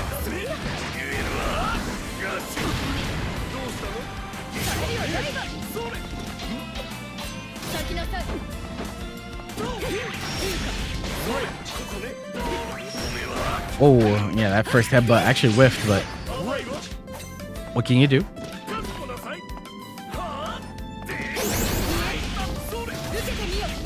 We're just sending these Fukas. Oh, but the 2M into U Lariat. The great equalizer. Ah, I got caught trying to hold up. I don't think we make it to 100 here. Oh, we actually do. Yeah, Dusty. You can always count on Dusty to have the optimal routes on Ladiva. We've seen some very, very flashy routes from Dusty week in and week out. Knowing exactly where that combo limit kicks in. A very clean round 1. That type of round will take the wind out of your sails too, because Squiddy might have been thinking like, you know, I'm alive. I get to play one more situation. It's like, nope, you're just dead. Oh, the 5U from downtown. Oh, yeah, we're bomboing. Oh, we're jab walking as Ladiva as well. Oh, man, this is the confidence from Dusty right now.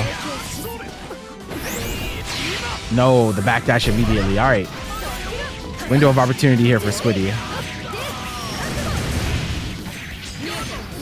Oh, we really needed that SBA to get that crystal back. This could be problems for Squiddy.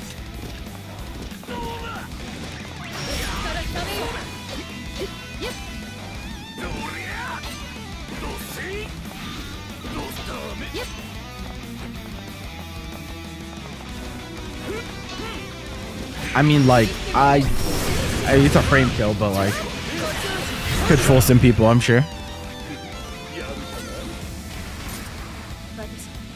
Battle 3. Squiddy gets the round though. Okay, back into it. Far H on round start. Oh no. DP off the mark. So much damage taken here, and you're still going to be stuck in the corner against Ladiva when all is said and done. But the wake up mash, denying that.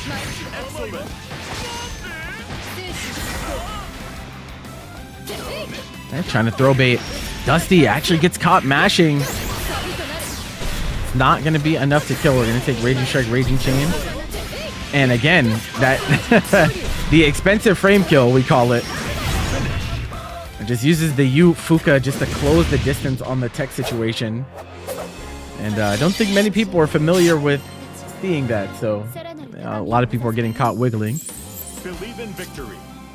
Wonder if we will see the guard button from Dusty Pixel next time. If there is a next time, that might just be a once per set type of thing. That's what he likes going for.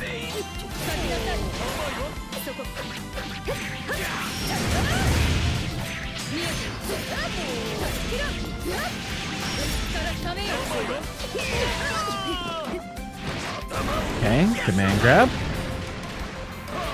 And catches Squiddy mashing on wake up. Oh, but that's not a combo, but it will guard crush you anyway. 2 crystals spent just to get grappler splash, and I gotta believe you're dead on this. It's very close, Dusty. Yeah, that should be enough.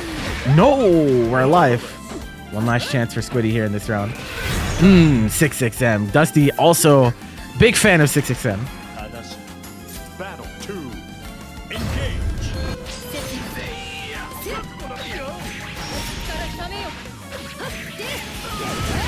Excellent.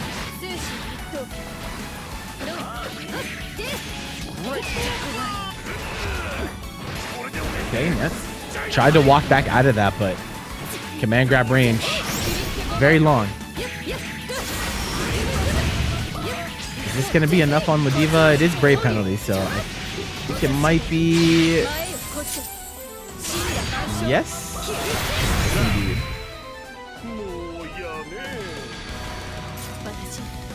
Battle 3. All right, big round here. It's going to be 2-0 or tied up at 1-1. Not a great start if you're Dusty Pixel. Oh, tried to get the brave counter, but doesn't get hugely punished for it. Okay, 6-6H. Oh my god, into the lariat afterwards. The spacing trap from downtown.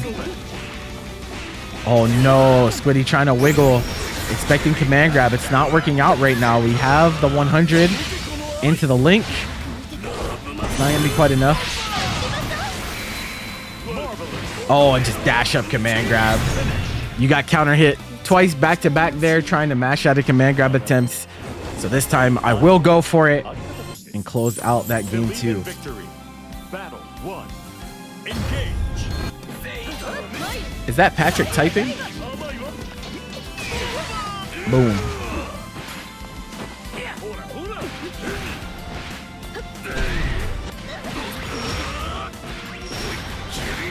That was a wild pullback. Get rid of this landmine.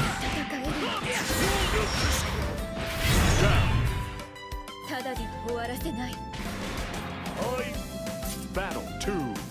Engage.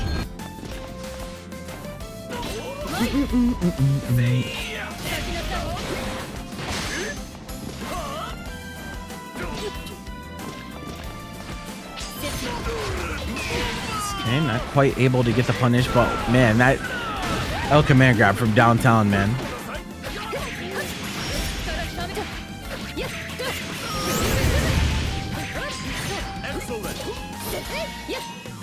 A Grand Bruce tournament with a prize pot? Bro, y'all be asking for a lot.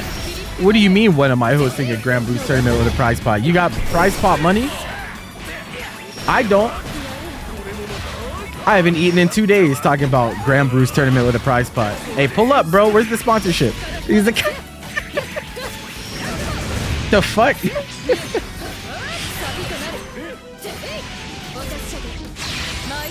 It's another kill?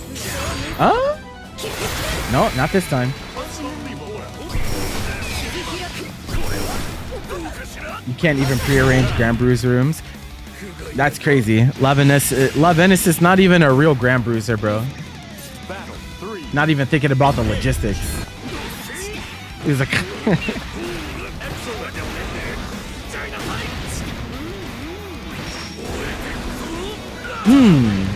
Spend the U skill.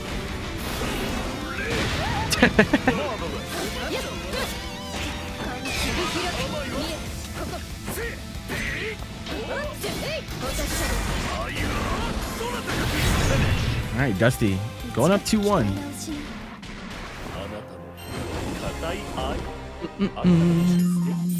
Believe in victory. Battle 1. Engage. Great.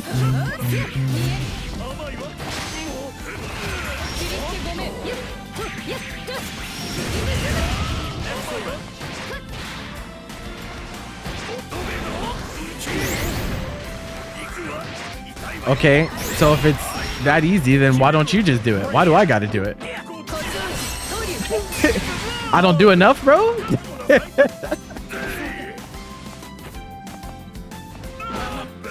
Oh my god, this 668 spacing. Sparta kick. Harassment. Help.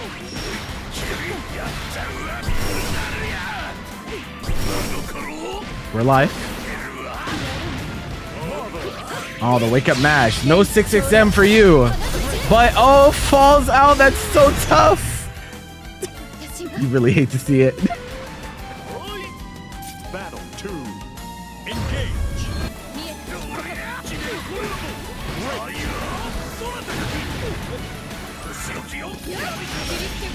You got the tournament rapport with the community. Yeah, you say that, but I didn't get a silver event, bro. Be like that. Uh-oh. A little bit of a scramble here. Oh, nice jump. And that actually all linked, but...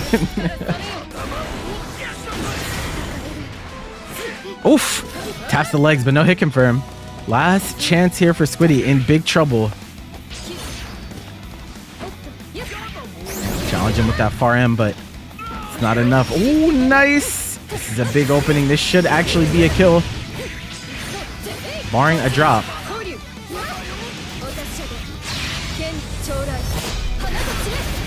I do not have an SWC event, huh? You think SNK is paying me?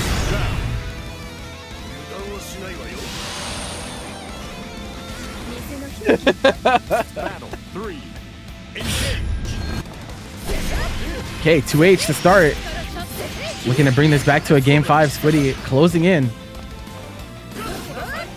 Yeah, and EX Narm, there's a lot of things that she lacks, but damage is not one of them.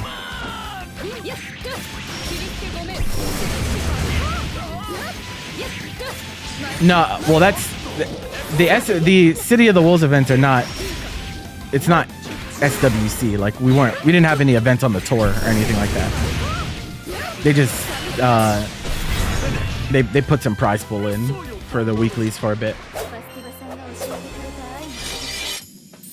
Believe in victory. But yeah, unfortunately that game's not on the lineup currently, so it'd be like that. Ooh, trying to backdash it. Again, Levo will always recover first. There's not very much recovery on that at all.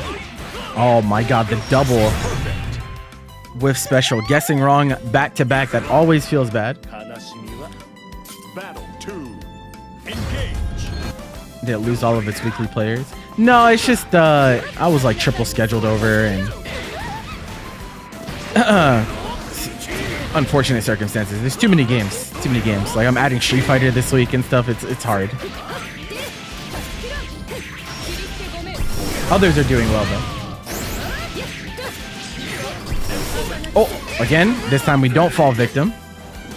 And I was just saying, it's very expensive 50 meter to spend just to get a meaty in that situation. But the set will go to Dusty Pixel. Will hold on and punch that ticket to winners finals once more. Back to the other side of winners. Akame! Knight Akame. We'll be going up against Nitro Noir, who we saw win that game 5 with a reverse 3-0 on Luca. Now going to be up against Akame, who I don't know which character we're going to be playing here, but we will see.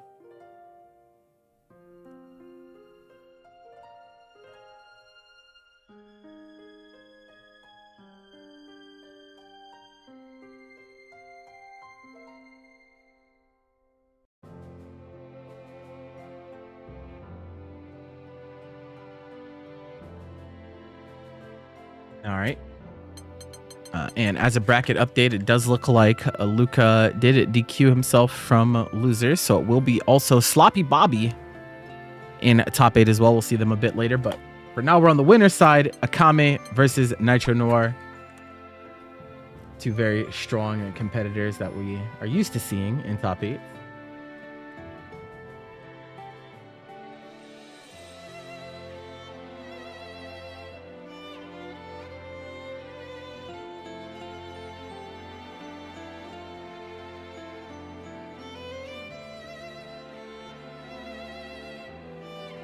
Kame stalling.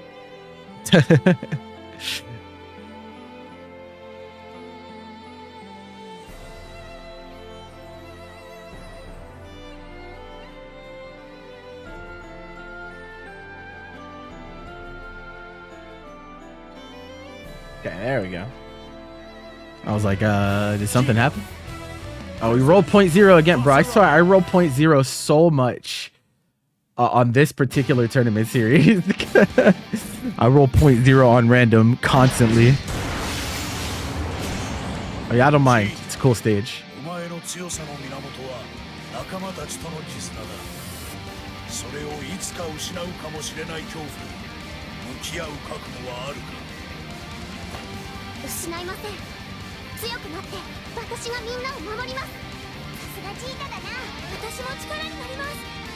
Yeah, we fight as a team as they go and fuck off. Believe in victory. Let's fight as a team as both of them just grow, run, and hide while Jita actually stays and fights. Good shit, bro. Teamwork. My favorite stage? That's a hard one. It's a hard one. There's some good stages on this map, in this series.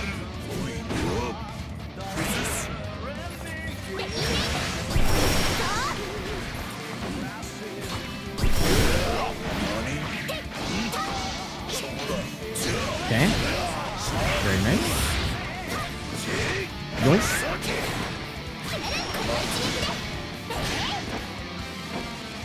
No, it's not the correct answer if I was the one that asked and not the Twitch chatter trying to inject themselves into every conversation.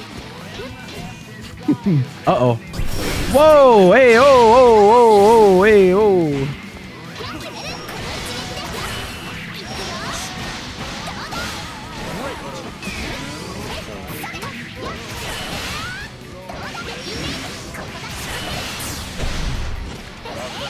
We'll just pretend that didn't happen. Oh, we're alive though. No meter.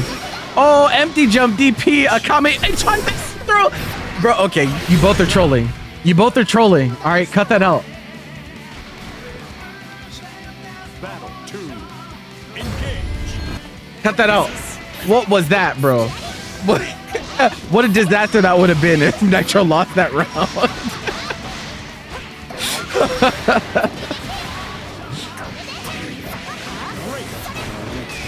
Okay. Trying to chip the legs up. Yeah, that's plus from that spacing.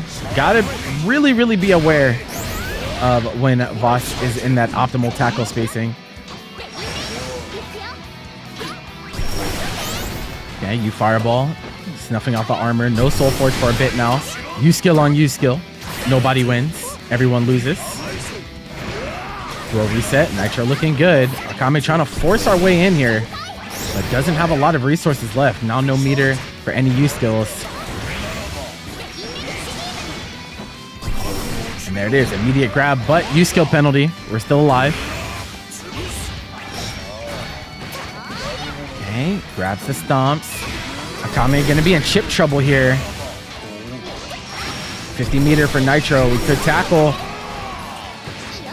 Gets grabbed. Next hit win situation. They both use skill, but Gina recovers first because it's a traditional DP. Akame brings it all the way back.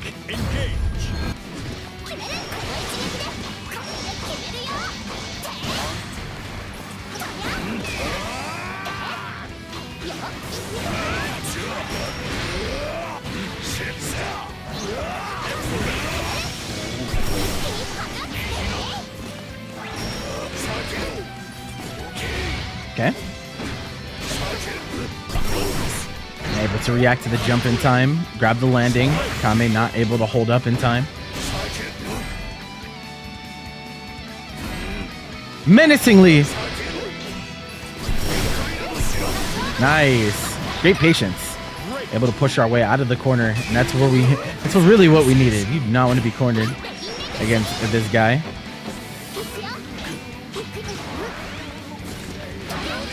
Counter hit 6XL. Gonna make it to 100 meter. Oh, but we don't finish the combo, so we're not able to take away that last crystal. That one brave counter could prove problematic for Akame here. Far M counter hit. Nitro closing in, has 50 meter as well. You Instinction. The tried and true. Hard fought game 1. Battle 1. Engage.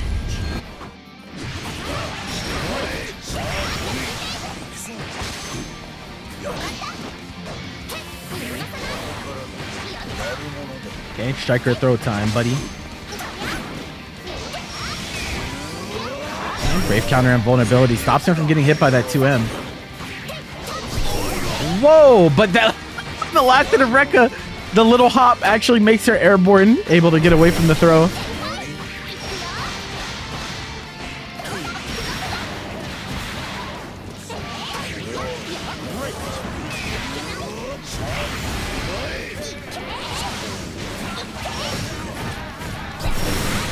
Yep, just decides to DP. We have multi-hits available. No crystals left for Nitro, but does he need them with this little of life? Oh, 2 6XMs. Hits the sleep. Uh-oh. This is actually a little problematic for Akame. The throw is going to whiff, and the stagger Rekka, I think maybe was just trying to commit to put him onto chip point there, but ends up getting the hit anyway. Yep, immediate DP. We're not playing any games with this stance offense, especially when Soul Forge is not at play.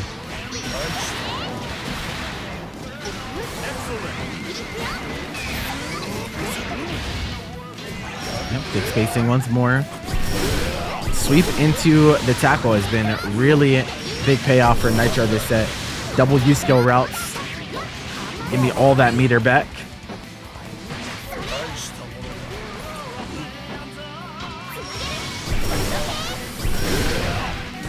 Caught jumping with the Instinction. Another 6XM. No fear from Nitro Noir right now. Find our way with corner positioning. Akame can't afford to take a hit. That actually confirms from max range, but it's not enough to kill. Chip point. Gets hit on the dash forward with the U Instinction.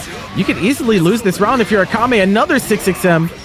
The jump in, it's not there in time. Akame has to hold back from DPing, but the U skill gets out first. They both went for U Fireball. I thought we were getting a clash situation, but G-Does was faster, able to hit before the Instinction comes out.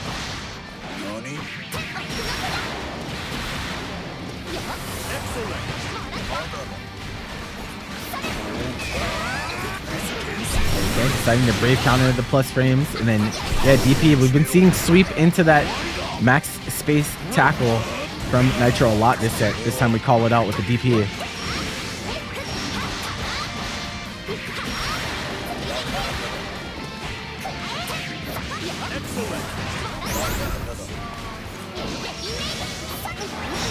Okay, nice stomp to create some space, but still have a long way to go this round. And unfortunately, the extended hurt box is actually, again, that almost looked like it was going to be 2 baited DPs back to back, but Vasaraga is too wumbo.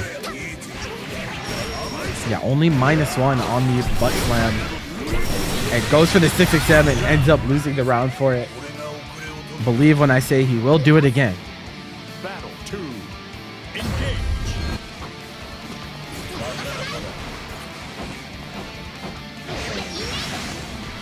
Great.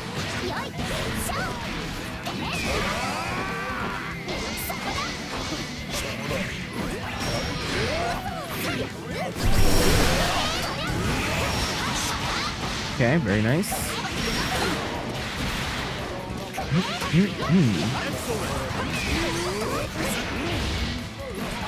Yep, max spacing goes with the 2M right afterwards. Max range on the throw. Really extends for that. Nope, can't do that. And actually, Nitro with the wherewithal to press the slam to get a full combo instead of most Vasaragas would just press the U version, because obviously its frame 1 can go through supers, but he was confident enough that he had the armor to get through, and he was right. Rewarded with a round for it. Dead tied here.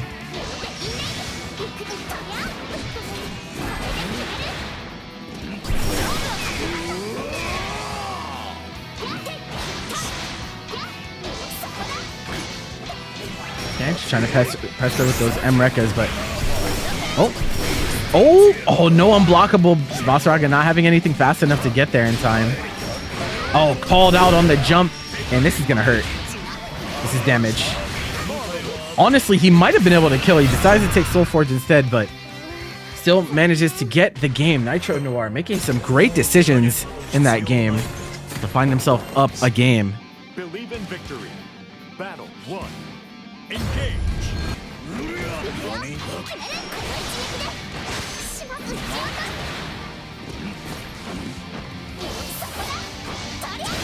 Okay, lets all of the hits of Rekka rock this time.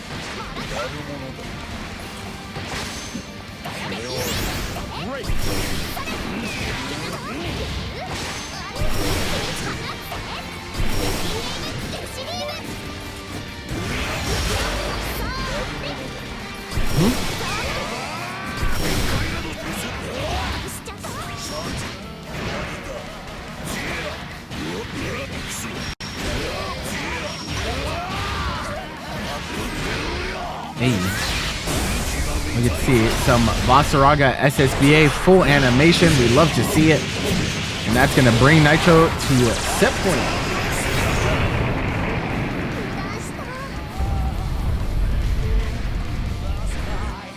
Battle 2. That shit looks really pretty in 1440p, I can't lie.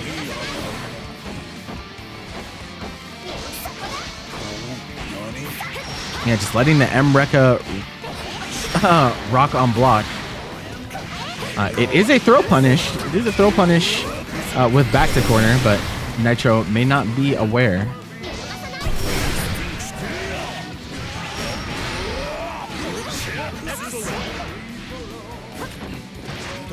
Okay, nice. Too high up on that jump in. Basaraga tall, so he's able to get a punish.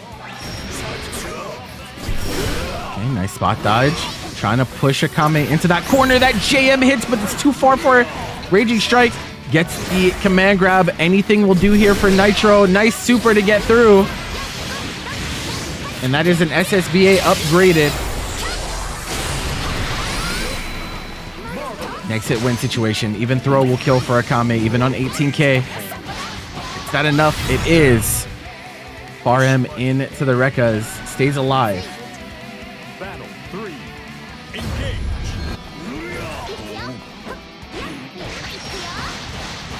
Okay, jab sweep. Throwing this for corner carry. Gets a jump in. Gets jailed. Akame was trying to do something. A backdash or walk back and gets chipped up. Nice. Whiff punish on the tackle. Puts you right back into that corner. Nitro Soul Forge running out. Taking some throws.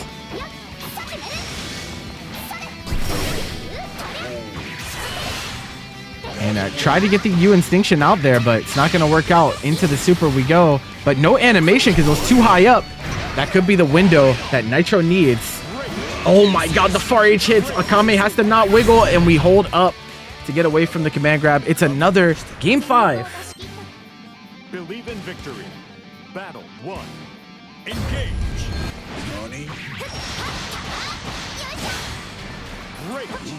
Okay, nice break. Whiff punish, but committed to the charge H fireball, so not going to get a combo, but we find someone on the rebound.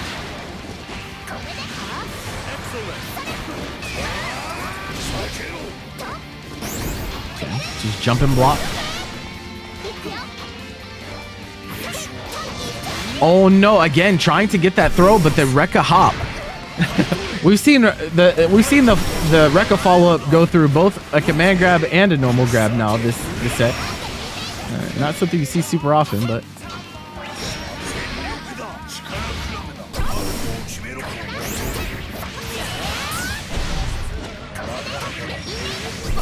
you still trying to follow up. It's still not going to be enough.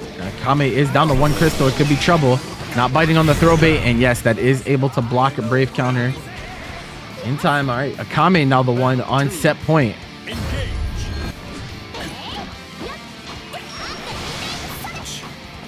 A weird throw. Don't know what we were looking for there. And Nitro having a really hard time with these Rekkas. Very unsure of how to deal with them. Oh man, big damage off of the throw bait, but drops the combo. Counter hit, Brave counter. But you're still locked in this corner. You do have some meter to work with. No, he tried to Brave counter, and, and the Raging Strike counter hits for Akabe to take the set. No, it wasn't the prettiest, but you know, it's all right. Down to the losers bracket, we have. I still don't know how to pronounce this name. Is it Blown or is it Blonde? I'm not sure. But they're gonna be up against Zio37. Oh, it is Blown? Okay. Cool.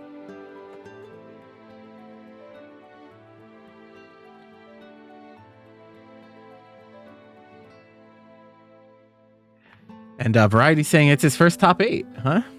And there you go.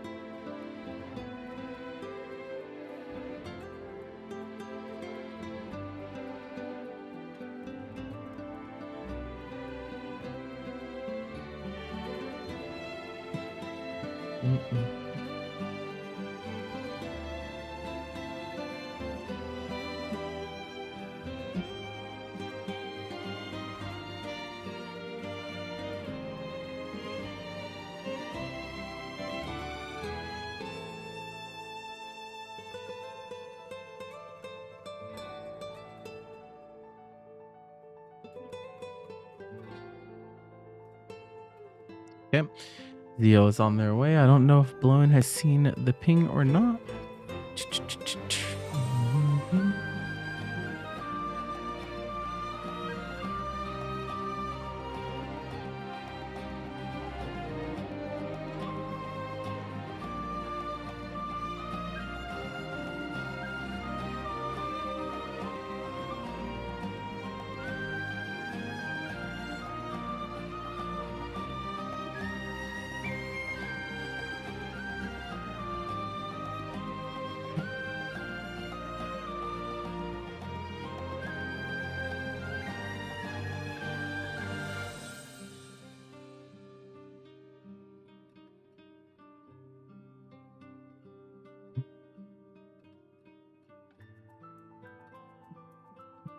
How's it going, chat? While we're waiting for the players to get in, how's the vibes? Hope your weeks are getting started in a positive way.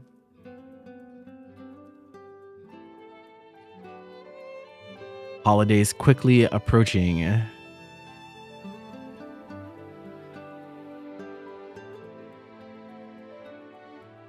Okay, we got one player. I'm gonna assume that this is Zio.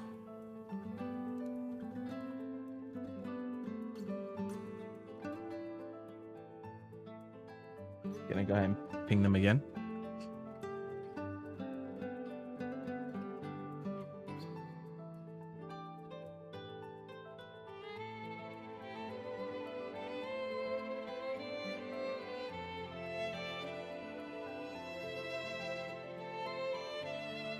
You need to buy new shoes.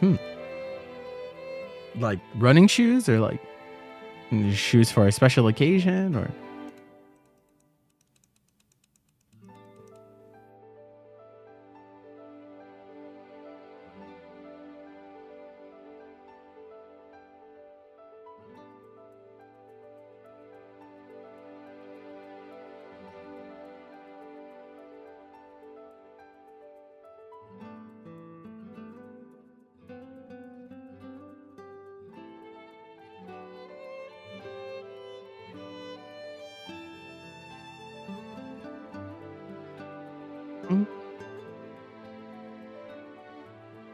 On his way using the toilet. Okay. Well.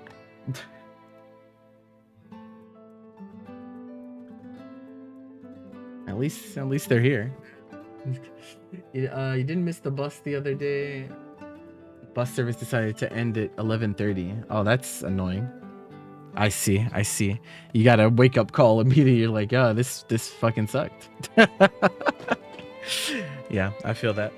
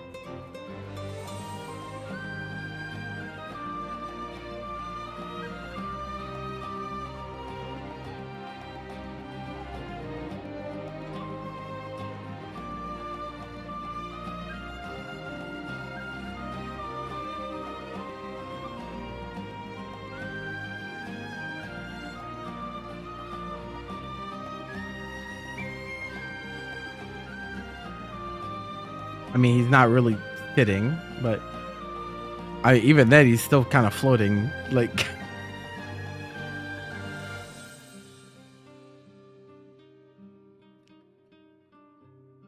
if I speak.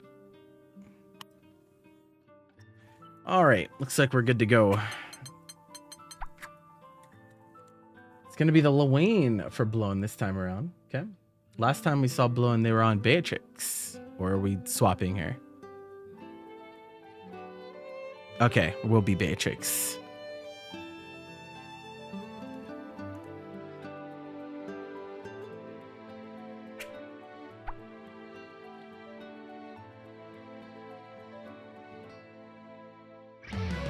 Beatrix versus Sandalphon.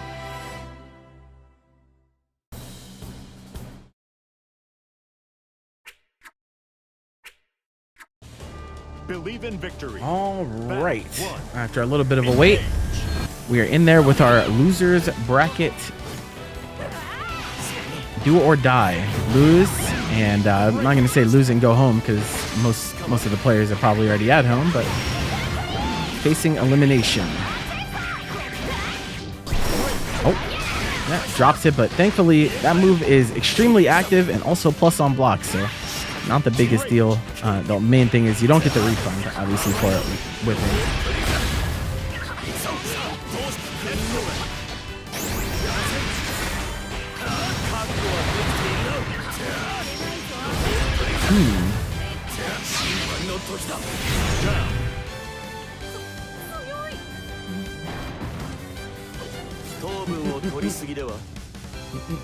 Battle 2. Engage.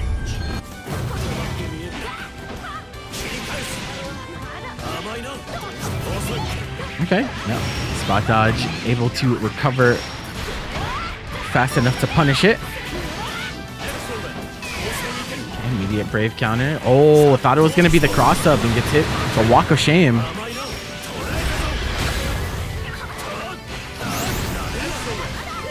Oh, we get the throw bait, and we're in earth form, but not able to follow up off of that. Didn't have the cooldown.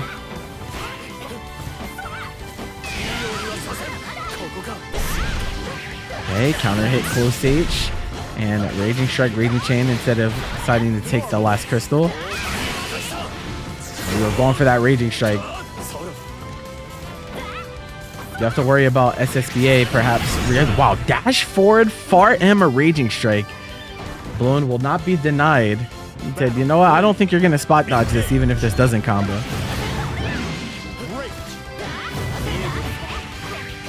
Man, that spot dodge is getting Zio in big trouble. Okay. Delta clock active.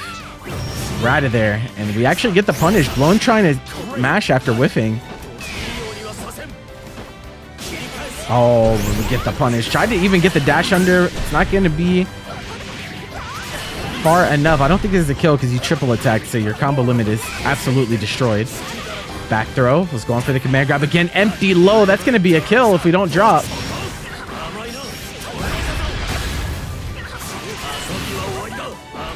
I don't know if that gets animation from there. Oh, it does. Wow. Okay. That was pretty far. Did anyone else think that wasn't going to get animation? That was pretty far, bro. All right. Zio, game 1. No, it definitely does not always animation, bro. What do you mean? It's a beam super.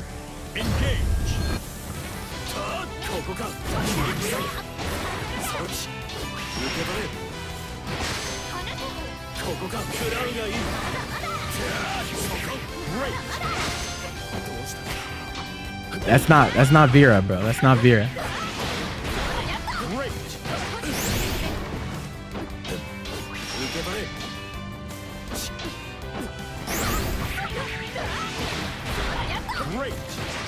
Okay, back throw. Okay. Trying to create some space, but again, riding free. Immediate press from Blow. It's like, I'm not trying to get kept out, bro. Oh, controller unplugged. That's crazy. All right.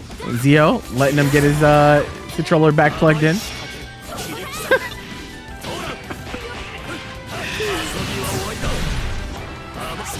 No, it did work.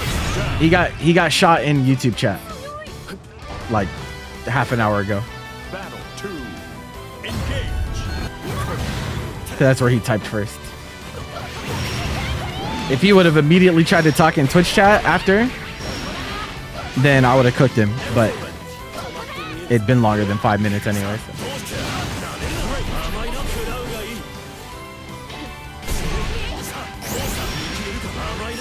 Yeah, no, Patrick's a chat hopper. We have to be on the lookout in both places.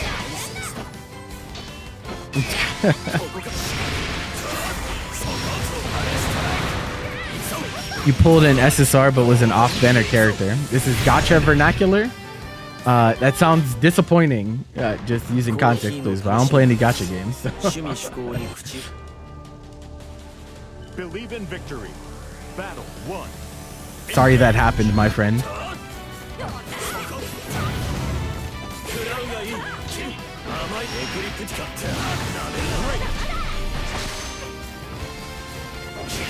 Whoa, okay. And max range on that DP. Only got a single hit.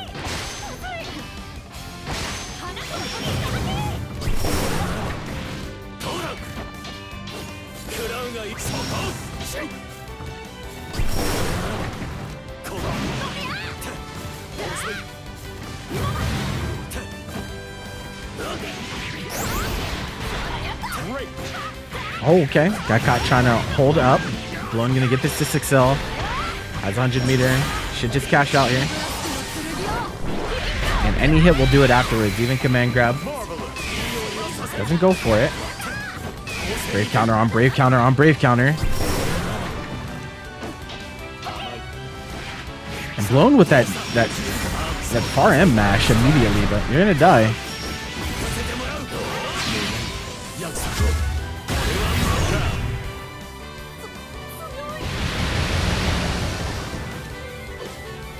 Battle 2. Engage.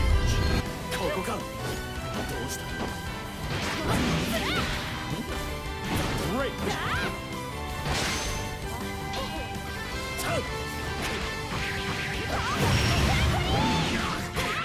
Alright, is this the window we need? We need to start getting some of these rounds on the board or else we're going to be exiting this tournament. Zio closing in on the victory.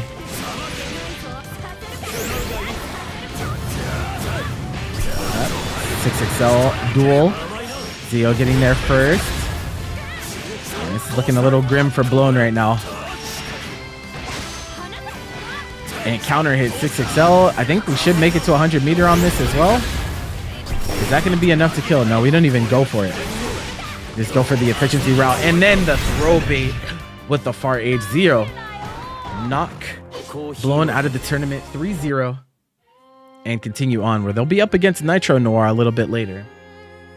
But before we get there, the return of Sloppy Bobby. They're going to be going up against Lavenesis.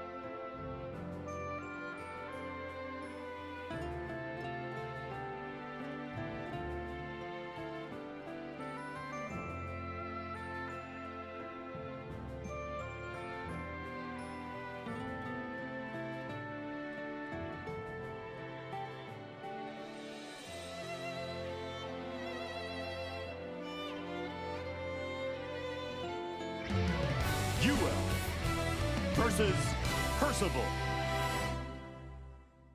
Okay, we're all just changing our names to various gacha games, it seems. Battle 1. Engage. All right. Oh, yeah, the active frames on Percy Fireball. Still able to hit UL in that situation. It's hilarious. Okay, nice. Doesn't punish on that. Lavenesis not afraid to RPS in these situations wherever possible, so Bobby's gonna have to be on the lookout. Nice, getting the side switch.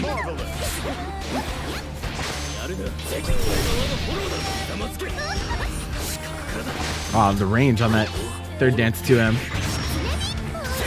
Oh, throw protection kicking in, causing some awkward situations. But the 2-6U saying, hey, I want in and I want in now. Battle 2. Engage. Okay, DP baited. 6-6H punish.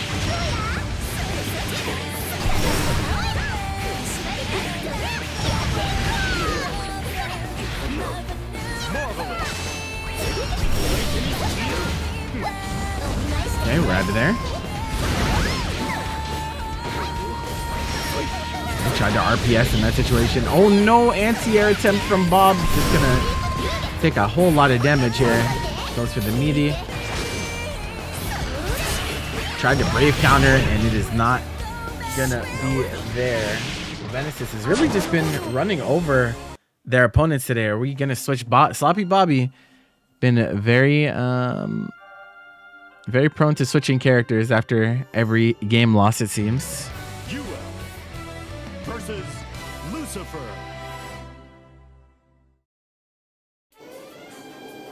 Believe in victory. Battle 1. Engage.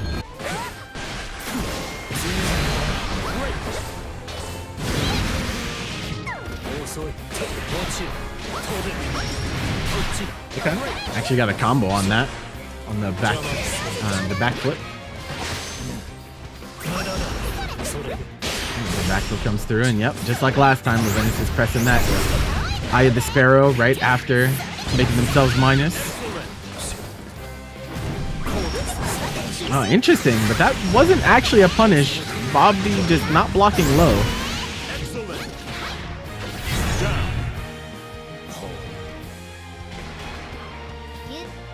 Battle 2. Engage. Okay, awkward trade. And DP's through. I like that. Counter hit overhead. Been finding a decent amount of those on the bench. Even though we whiffed the stun yipper, we're just like, hey, we're pressing anyway. This time we get the dash under, not using that guard button, and that actually might be... No, we don't have meter. Now, Levenesis is really just trying to overwhelm their opponents by just presenting option after option after option, and so far it's working out. 2-0. Bobby, we're going back to Percy, or is it to the Siegfried?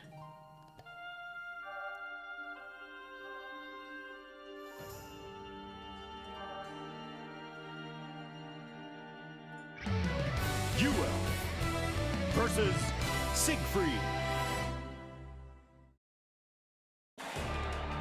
Believe in victory. Battle 1. Engage. Okay. Let's to the Siegfried. See if this works out. Oh no. Cataclysmic starter, as we call it here. So much damage taken, and we get the 5U buff for extra damage on the next opening. Yes. Space won the Duncan Yips bounty this past week.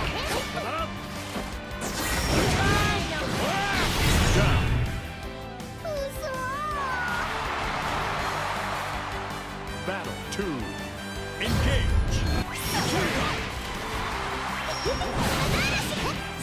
Okay, give me a throw bait. The backflip. Looking for a reset.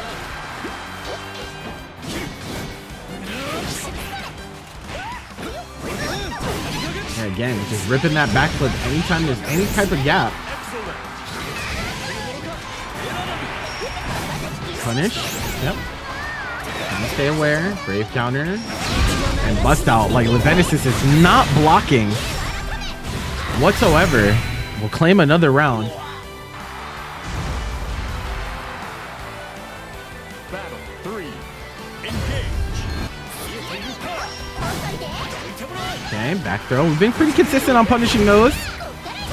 Oh my god, bro. He's not blocking at all. Send help. God. Okay. Mash out from Bobby. Brave counter. Okay. Anime as fuck. The backflip through the unblockable.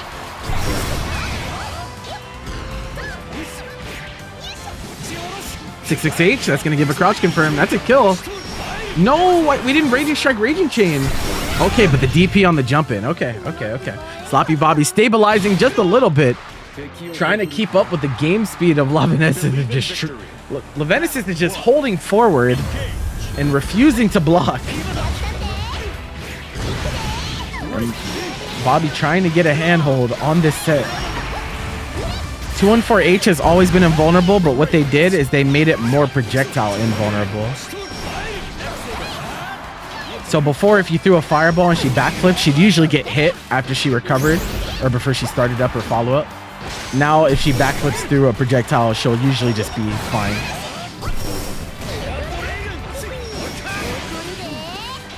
But yeah, it's always been like a full invul startup move.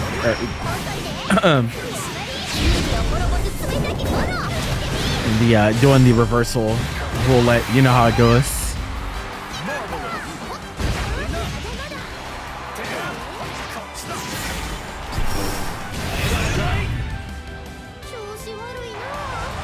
There's a whole lot of hatred going on here.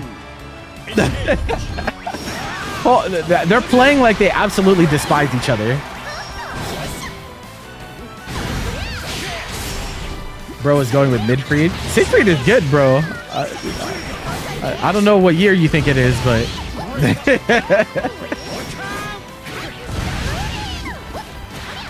Oh, nah. Nice pickup off the counter hit.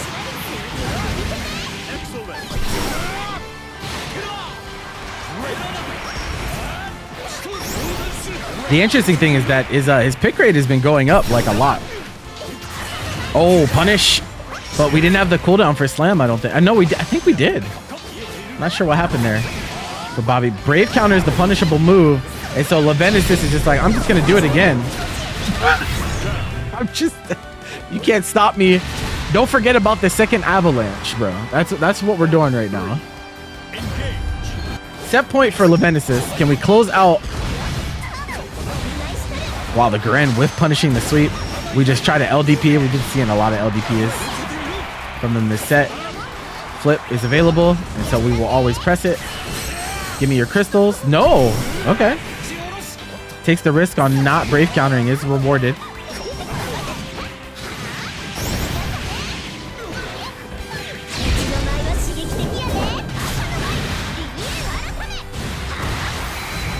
I don't know if we need it. I don't know if that's the I don't know if need is the word, but let's see what happens. No crystals left for Bob. Oh, big anti-air. It's Siegfried, one of the kings of anti-air damage. It's not going to be enough though.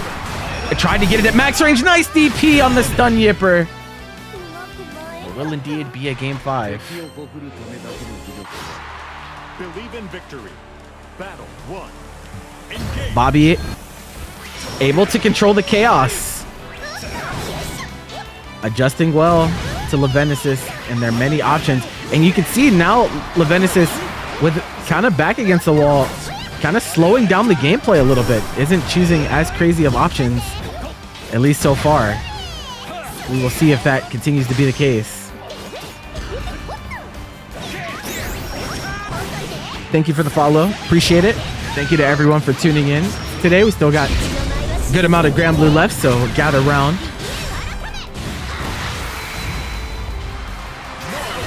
Oh, we get the Raging Strike. No spot dodge on that, but we don't take the combo, the greed. Okay, we just decide to DP after the landing. Bobby might have an opportunity. 50 meter available. Punish. Don't have crystals again though, so it's still not a kill. The jump out. Nice throw tech. Oh, and the unblockable, but we just didn't go for DP. That would have been it. He goes for the unblockable instead of the DP, and he suffers for it.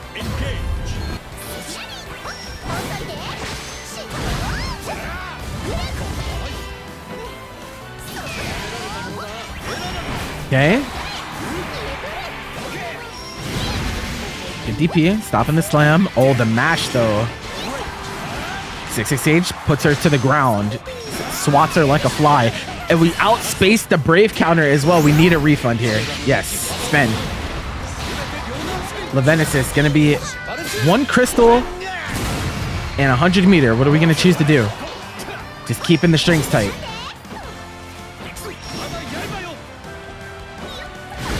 Okay, another LDP. Plus frames on the Gren. Slamming neutral. Chip now becoming a factor perhaps. DP is off cooldown now, but we just jab on the dash forward attempt. It is a double Luigi. What is it going to be? Battle 3. Engage. Can Sloppy Bobby put a stop to Fire Emblem Heroes? That is the question. Nice. Delays it a little bit. Uh-oh. This is a little problematic for Levenesis. You can see it doing run-up stop because we've been DP'd so much. We just are hesitating on our Oki. Now the whip punish with Orcon. We have 100 meter for the refund route.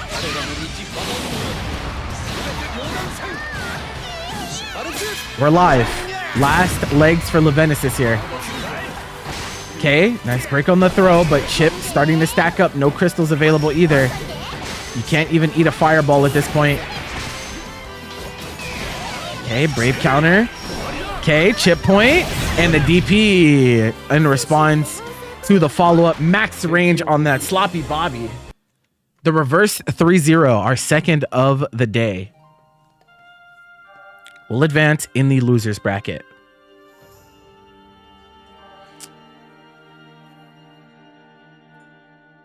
All right. Also, Variety, if you're listening, the Dusty Pixel Squiddy set, Dusty won that 3-2. All right, back to losers quarters. We got Nitro Noir going up against Theo.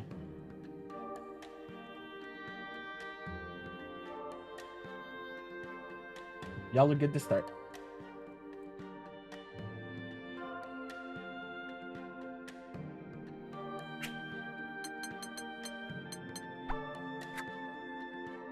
All right, we're in there. Sandalphon versus Vaseraga.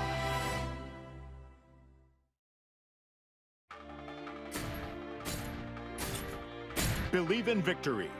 Battle 1. Engage.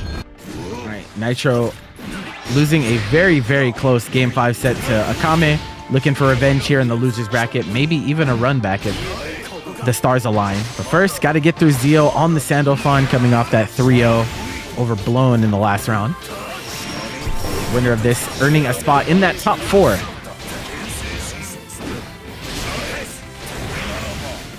Oh no, your life bar. But yeah, it drops. Raging chained a little bit too early. Well, the instinctions are coming out, and yep, we just check the dash in. Battle 2. Engage.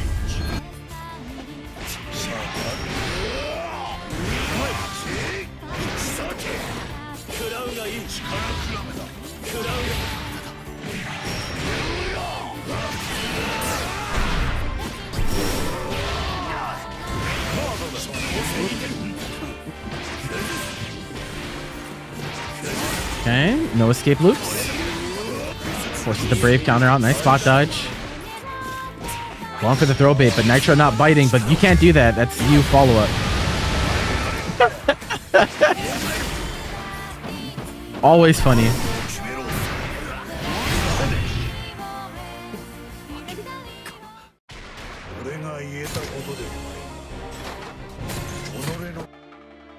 Believe in victory. Battle 1. Engage. That round start jump. Nitro jumps a lot more than a lot of bosses that you will see. I think it throws a lot of people off. Okay, back throw. You can get that corner pressure started. Not able to jump in time. We didn't get punished either, so Zio just not looking for that U-flash.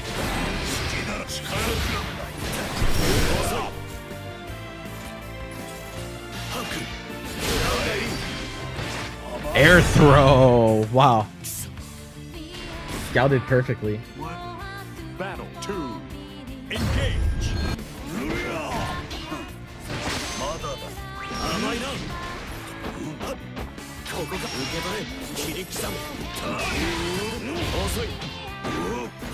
And thankfully doesn't get punished on that spot dodge. That was almost the spacing where boss is still plus. Yep, armoring right through that U fireball, meaning your 50 meter down the drain.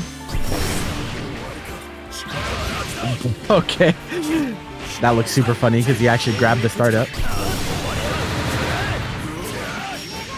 Right, finally gets to stabilize a little bit, but Nitro has a lot of meter at his disposal, and we go for the air dash, but get grabbed on the landing, and we're in wind for him. He could die so quickly here. Oh, you're dead. Thanks for playing. No backdashing allowed when U-Instinction is in play. 2-0 for Nitro Noir with the quickness. And Zeo maybe going to the character select screen. We haven't seen anything but the Sandalphon from them today, but I'm curious to see what they might have in the back pocket.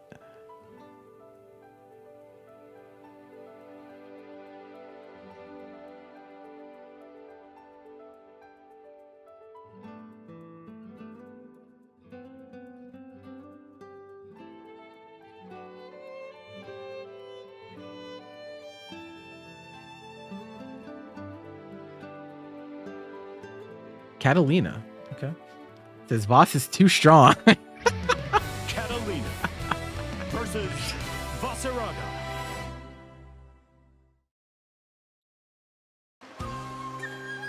You must overcome, my friend.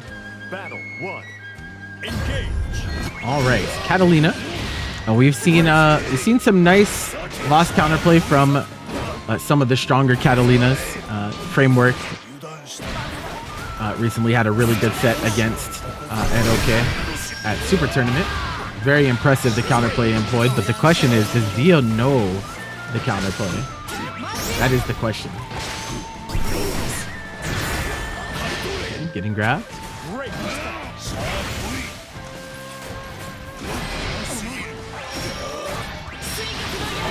Yeah, and usually Catalina tends to still be plus on that, but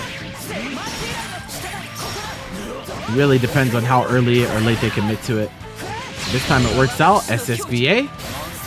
Gonna put Nitro down to 1 crystal, and it's gonna be strike or throw for the round. I don't think we have 50 either on the side of Nitro, do we?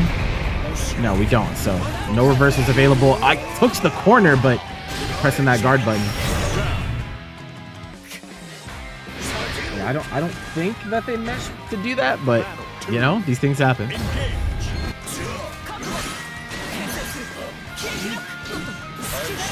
Okay, maybe a TP.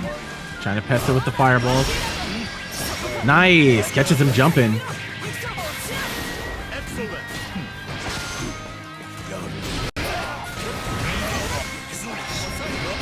Nice. Okay, wait a minute. Zio playing pretty well on the Catalina so far. But now Forge is active. How are you going to play around this? Uh-oh. How quickly it can all go downhill. Don't brave counter. Okay. Doesn't fall victim. Oh, that's... Oh, just a little bit too slow. That is indeed a punish, but was just ever so slightly too slow. And Nitro able to get the stomps out in time. And will eliminate Zio from the tournament at 5th place. Okay, and back to the other side. The return of Sloppy Bobby. Going to be going up against Squiddy for our last slot in top 4.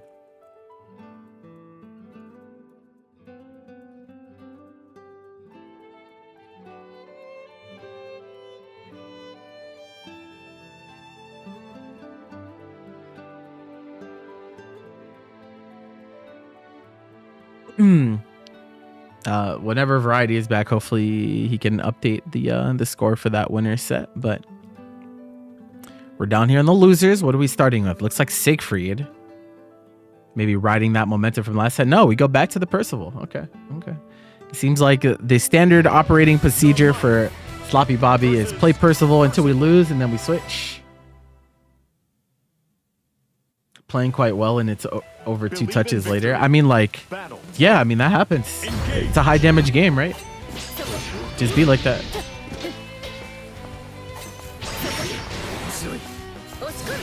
Wow. Spacing on that. Whoa, RPS from Squiddy coming out early. Okay, nice jump in.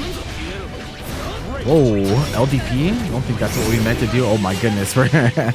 It's scramble time once more.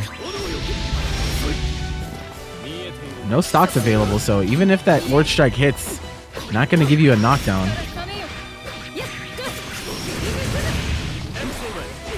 Oh, immediate challenge. Not trying to get throw baited or anything like that.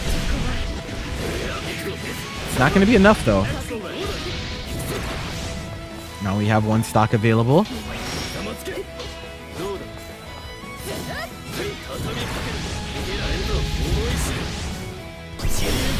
And the U skill just claiming Squiddy's life, trying to dash forward. Battle 2. Engage.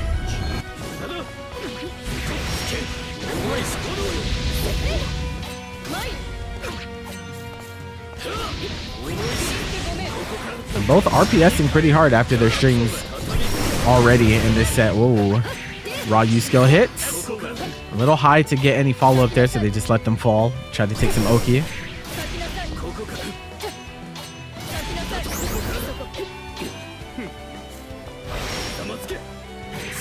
Okay, nice pick up on the anti-air and nice awareness. And we're close enough to get even more.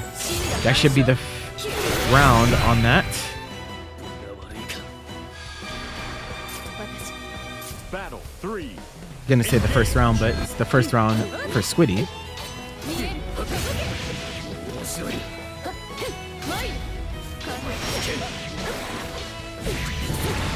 Hey, jab sweep. Been seeing a lot of that today. Using that frame trap. Another one. Just letting the 668 rock.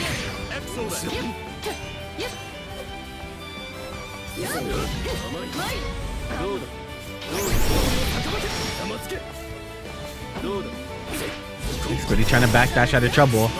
Not gonna quite be able to get away from the range of Percival. Uh-oh. Bobby in trouble, getting boxed in. Oh! Oh.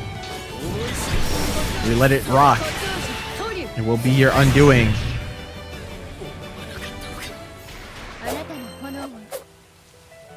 Believe in victory. Battle 1.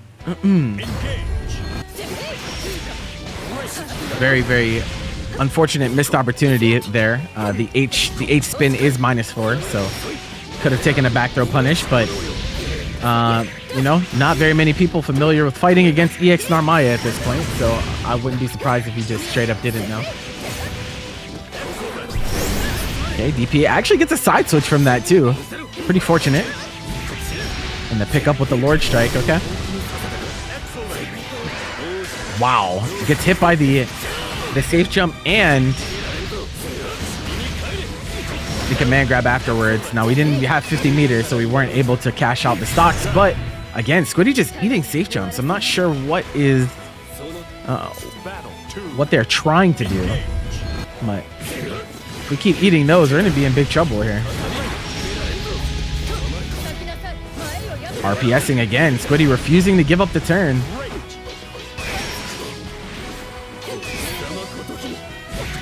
Yep, jab sweep again, catches you standing up, trying to walk back. Going for the 668, it gets punished. Bobby with a ton of momentum right now. Another flame carpet, burn away, 2H in time, and the optimal pickup. Didn't even need to spend the raging strike. Ties it up, just like that. And it turns out, if Bobby doesn't switch after losing immediately, then, you know, we win some games on the Percival. There you go.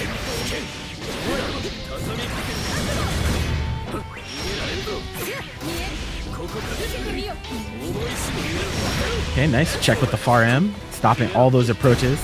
LDP again, trying probably to do Fireball, but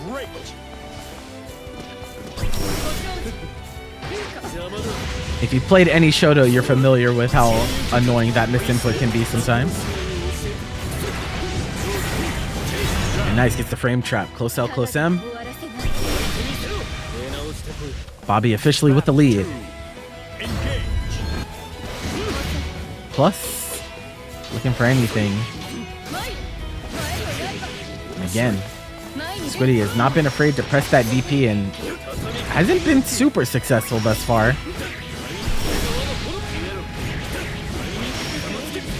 Yep, makes it to corner, but recognizes that it's too far to actually get consistent Oki without dashing, so we check it.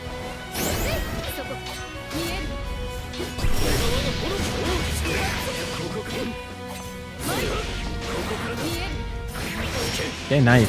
Being able to counter poke from that far. Percy with great range on the buttons. And Bobby, a big fan of those air stalls, so trying to play that anti-air guessing game as much as possible.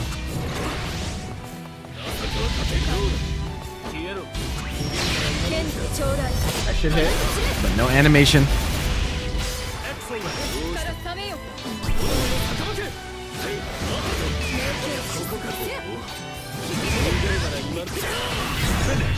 And one thing we're also not seeing is any punishes on that H Puka.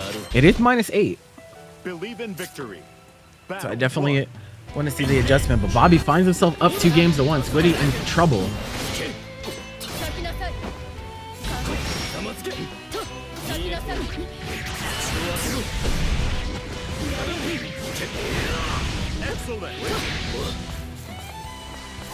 Oh, gets a whiff punish, but no hit confirmed.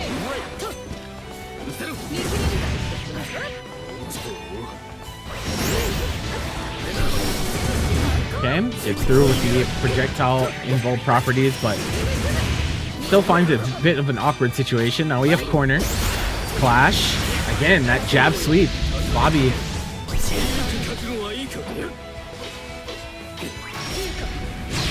Oh, tried to RPS. Did we press? No, we didn't. So I think Bobby legit doesn't know that it's -8 because we haven't seen any punishes on that at all. And he also didn't even go to try to get his turn on it, which again, maybe has not fought EX Narmaya that often, so legitimately might not know.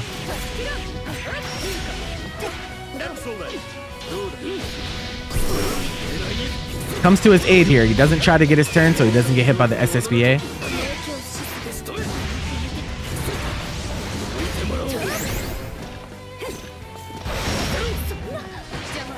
Okay, back throw, gets a no escape.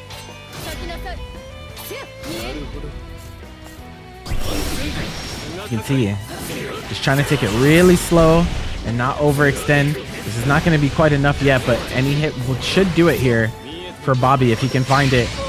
Do we block? We do. And that's going to be the set. Bobby will advance to the top 4. Squiddy will see themselves out as Bobby advances.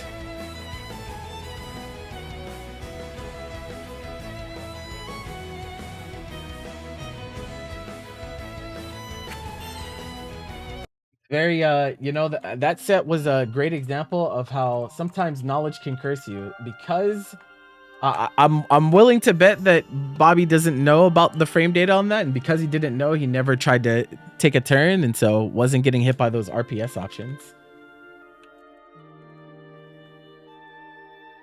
All right, back up to winners finals. Dusty Pixel going up against Akame. Both winning game 5s to get here.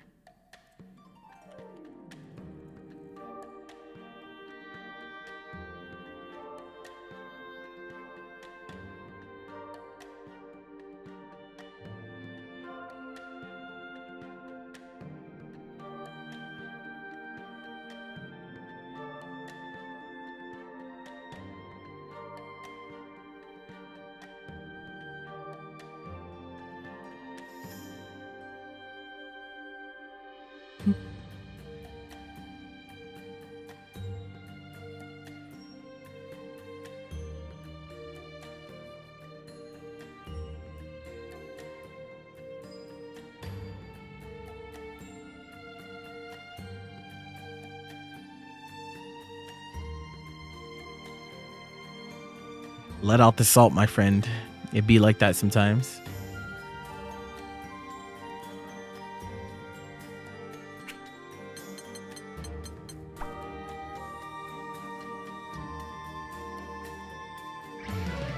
Gita versus Festiva. All right, winners finals.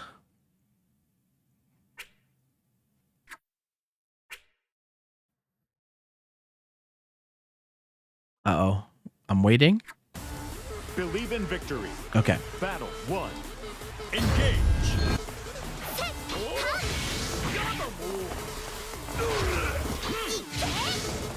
Trying to, oh, we see the preemptive. Trying to anti-air the moment we see it, but give Dusty the avenue to get in immediately.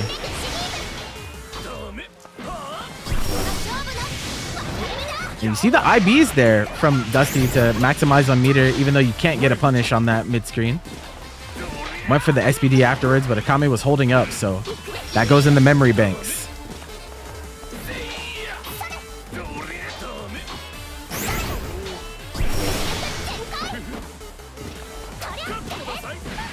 Okay, nice. Of course, the Brave counter, because you lariat. More plus frames. Not on low Wayne, but we did spin low Wayne theme, so, you know, that's got to count for something, right?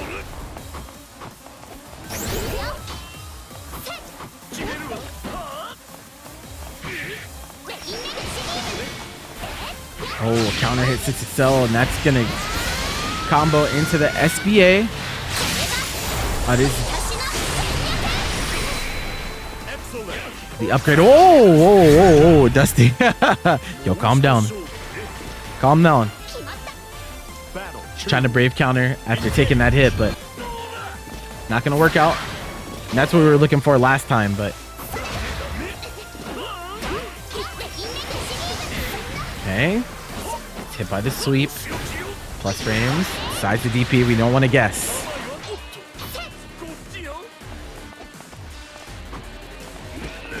Six XM. Nowhere near them, but doesn't get punished, so could be worse. That one hits, though. Dash forward, command grab. It's party time. Looking for any type of wiggling. Okay. Kame gets a hit confirm.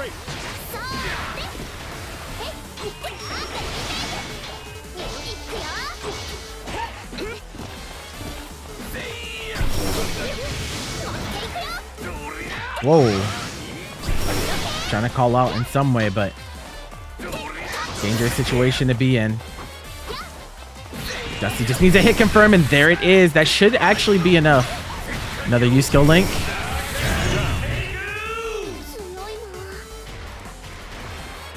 Right, all tied up in this first game.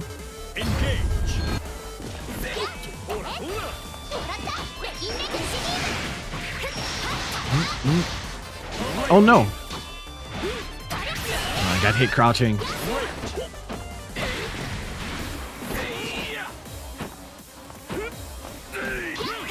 Safe's not on the mark. Oh, but gets opened up by the stagger on the Rekka. Unfortunate. Oh, not able to punish the LDP in time. It's a scrap right now. Akame down a crystal, but still looking great in the neutral. Sends the untoten. But no anti-air, but we get hit by the U skill trying to dash forward. And Akame spends another crystal on that too, so if Dusty can find a hit, this could be really bad for Akame. There's the sweep. And we get him? Yes. Uh-oh.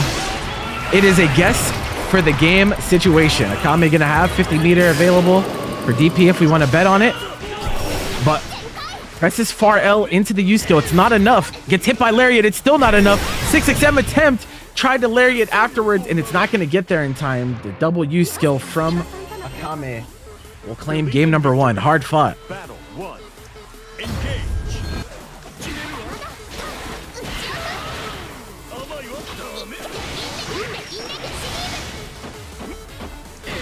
Hey, yep, getting tripped up. That sweep has been absolutely pivotal to Dusty so far. This should be a punish. -8. Yep. This time we waited out. Frame kill into the mix-up. Akame not looking good in this round. Gets legs clipped. That should be the round.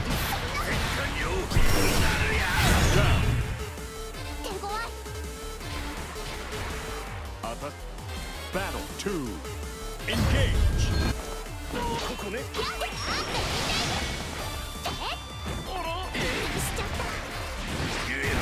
Okay. Another.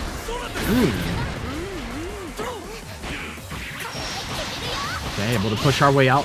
Still down a lot of life though. Dusty in a great position here. Gets hit by the Eureka. That's gonna wall bounce from that range. Okay. This is the opening Akame needed to try to bring this round back.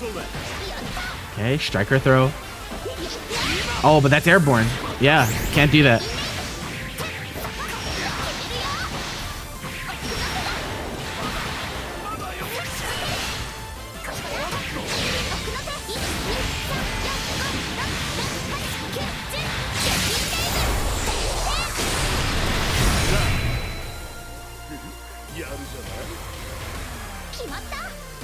Battle 3. Engage. Great.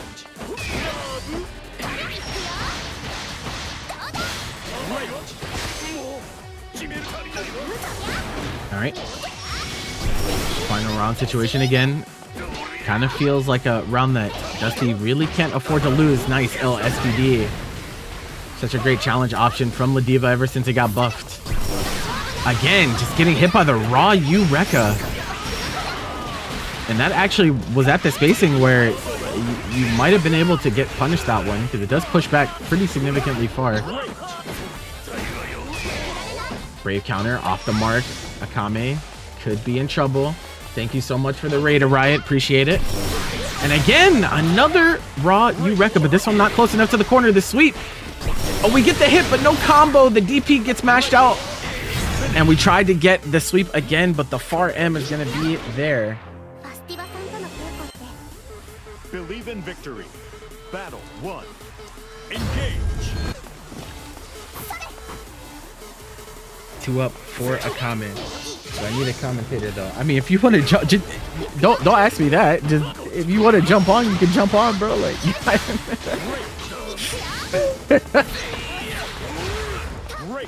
pull up, man.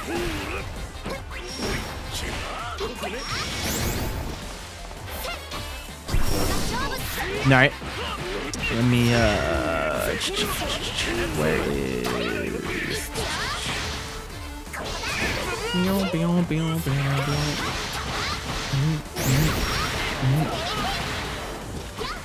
Great.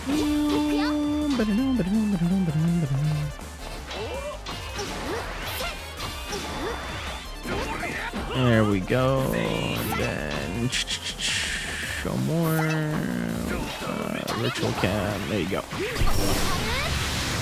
Should be good, yeah? Should be good, yes. And hello and welcome to Grandcypher Zone Act 18. I'm Orion here, joined by Khalil. How you doing? Bruh, it has been crazy tournament, man. How was your stream? Yeah, you raiding in. How's things going? I was kind of tired, just playing the column most of the time. I could always say some messages like, you know, heck Lawayne or other things not.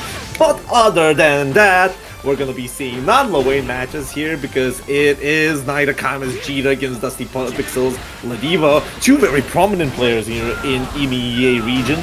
So, you know. Yeah, always a pleasure to see these two. They always, you usually find them in top 8 of whatever, you know, European event that you do see them enter.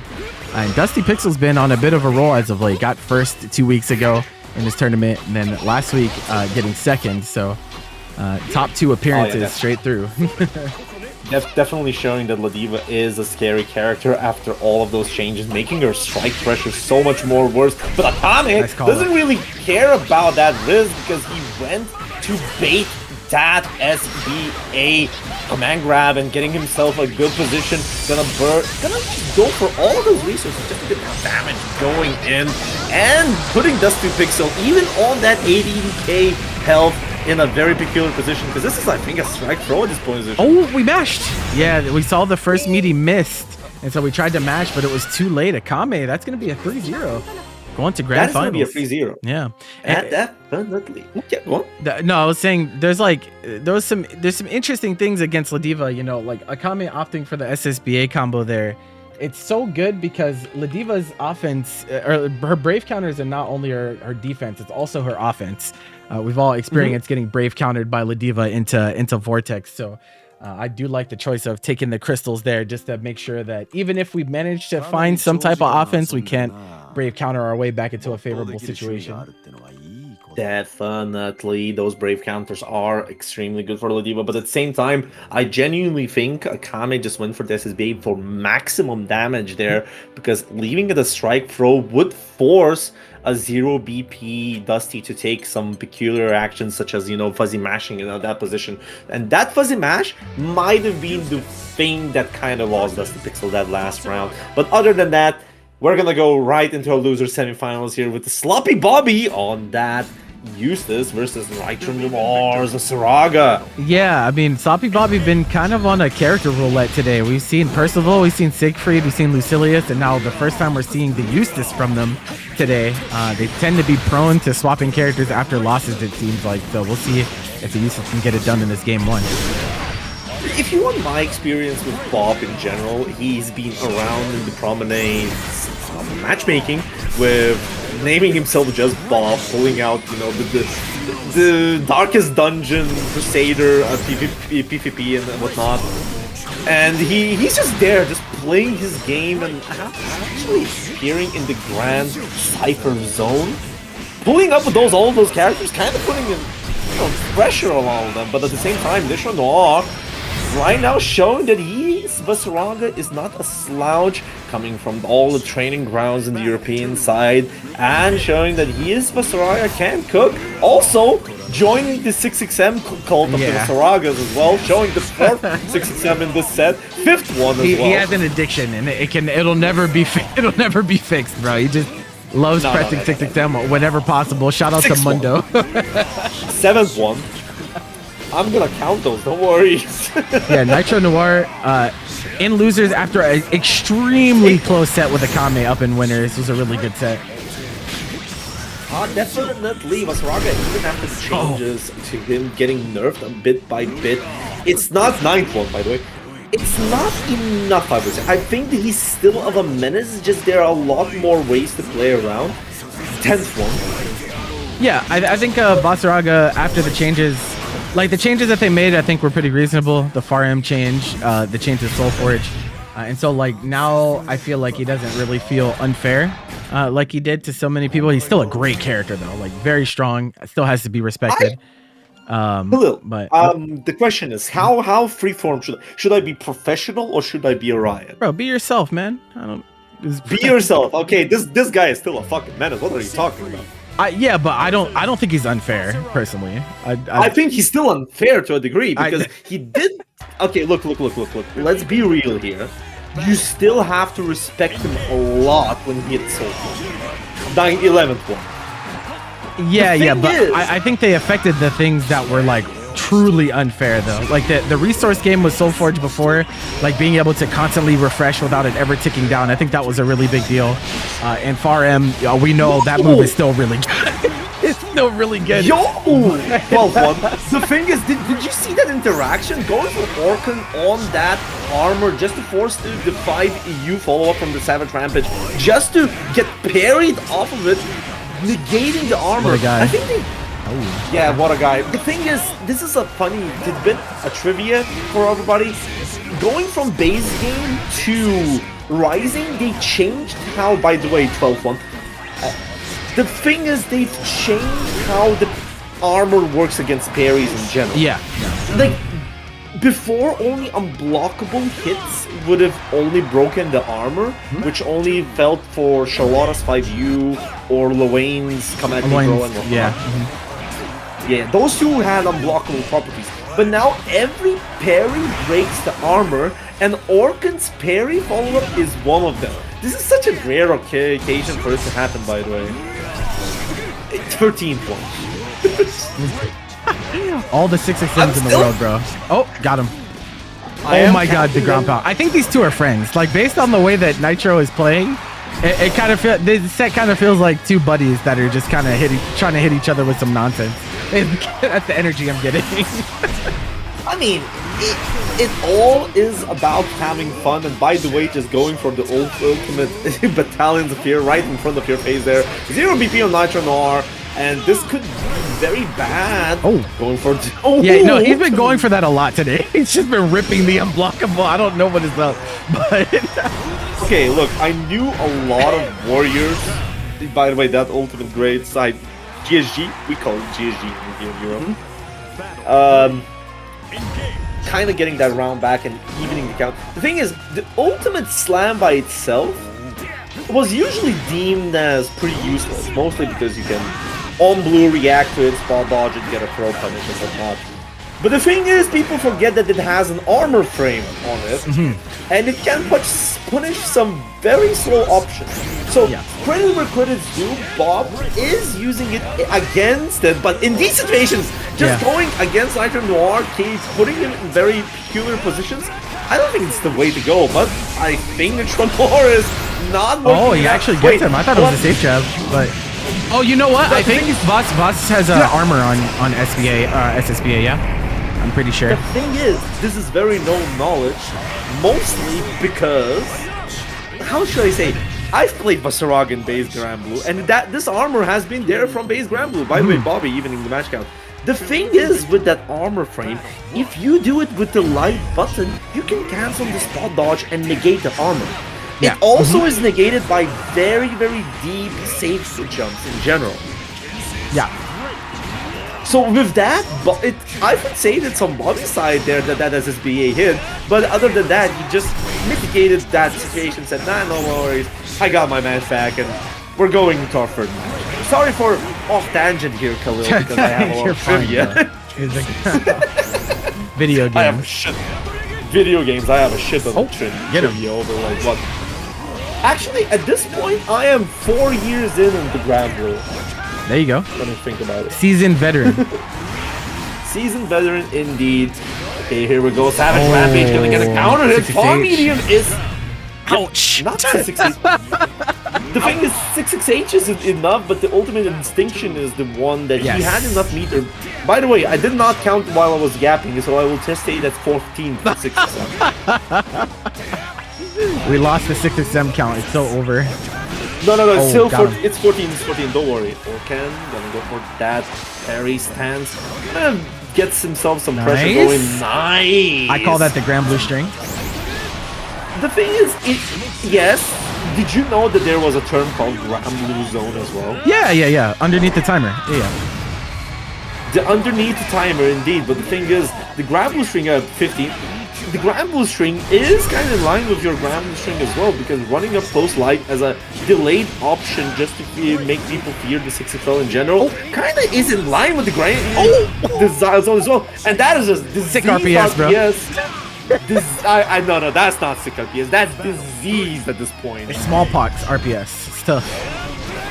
Smallpox, you know, I even called the Yippers oh no, getting counter hit on 6XM as a foxpox, by the way. Ah, I see. Oh, we're because just okay, Khalil, you want me to go commentate this professional or give some lore into it? Because we had this little you thing can called... say whatever you want, bro. We're chilling. We're chilling. Back in the base Grand Blue, we had this thing called the Maladie, if you ever heard of it. Okay. Maladie is in the English word malady, just in French. It was basically disease. And it's mostly because the French players are all Street Fighter players and they're fuzzy teching like crazy. It's almost like a disease. That's funny. And you know what in base Grand Blue had a property to counter throws? A property to counter throws? Like, you mean like throw armor? Or just in a sense. Universal overhead. Oh, okay. Yeah. In base Grand Blue had a inbuilt. By the way, there's an ad going right now. Hello. I'm going to wait. Okay, we're back. GG's. The thing is, Universal overhead in base Grand Blue had a inbuilt property to counter hit throw recovery and put them in crouching state. I see. So getting hit by the universal overhead as a throw bait because you were pressing fuzzy throw tech in base Grand Blue was called the Maladie. La Maladie in a sense. I see. And it basically became as a disease. And from there we had the term disease, and that's why we have the sick RPS. I see. Because one of the core people that invent Brussels Challenge 2021, I think. 2020. Yeah, 2021 Brussels Challenge. A game for top 8. Ordinance played Kez, if I remember right. Kez was seeded to be going in the top 8, and Ordinance won last round by doing Starlit Sky into DP. From then on, we called it the sick RPS. Okay. This is where it kinda originated, and from then on, every negative frame and oh my god, you messed up. While we were yapping so crazy, Nitro Noir messed up this pod dodge on the slam, getting absolutely eliminated from this Grandcypher zone by sending Bobby to play in the losers final against Dusty Pixel. Yes. Yes, man, I don't even need the bracket. You gave me in the top 4 already. I know how the bracket is gonna go. Alright, they should be good to go here. Enough tangents. It's time to lock in, because it's gonna be Bob against Dusty Pixel, Ladiva, and now the thing is, you said Bob has a very big plethora of characters to come in, but somehow you start to feel that, you know, the secret coming in. I think it kind of correlates. No, never mind. We're going Percival. Yeah. In my experience throughout this bracket, he usually tends to start Percival, and then if he loses, then he'll swap. But we did see one set where he actually stayed on the Percival after losing, and it did end up winning him some games. So, you know, could be worse. I mean, Percival is definitely a strong character, and I think it goes well into Ladiva. Mostly because Ladiva's proposition in neutral does suffer from longer range, any fireball option having Shoto characters, but it does not work with just sending a DP in these kind of positions, where Dusty Pixel going for the reset in as well, and now we're putting more than half of health gone from your health pool. And it's now looking very rough for Sloppy Bobby as well, getting backdash out of that throw. And I think this is going to get into ourselves a first round for Dusty Pixel. Unless he decides to go for a very quick finish there for the combo limit. Yeah, Dusty... Probably not spending... Dusty like super comfortable with playing like losing matchups. Like no, you just got to get used to that as a Ladiva player. But on the bright side, you know, no matter what the matchup is, if you knock them down, then you're not losing anymore. Yo, you're so right. Oh, here we go. Lariat gonna get spot dodge. That's not a good idea. But Sloppy Bobby peeling Sloppy as well. Gonna get himself counter hit and reset it with a love hug. And that love hug is gonna put him in a big of pain. But blocking overhand is gonna give that Sloppy Bobby a moment of respite, which he will be using to get some damage in with the open carpet. And now look at that. This position is not a good position for Sloppy Bobby in my opinion. Yeah. I also blame Nitro Noir for that 6XM getting blocked because he did so many last set. He was ready for it. But man, Dusty Pixel, while Sloppy Bobby thinks that it is sloppy and he can play in any way, shape, capacity he wants, and he's just trying characters, Dusty Pixel is locked in. To the character roulette. What are we going to? Oh, to the Lucilius. Okay. Look. Okay. I can kind of understand Dusty Pixel here. He got sent here by, you know, Akami from the winners finals.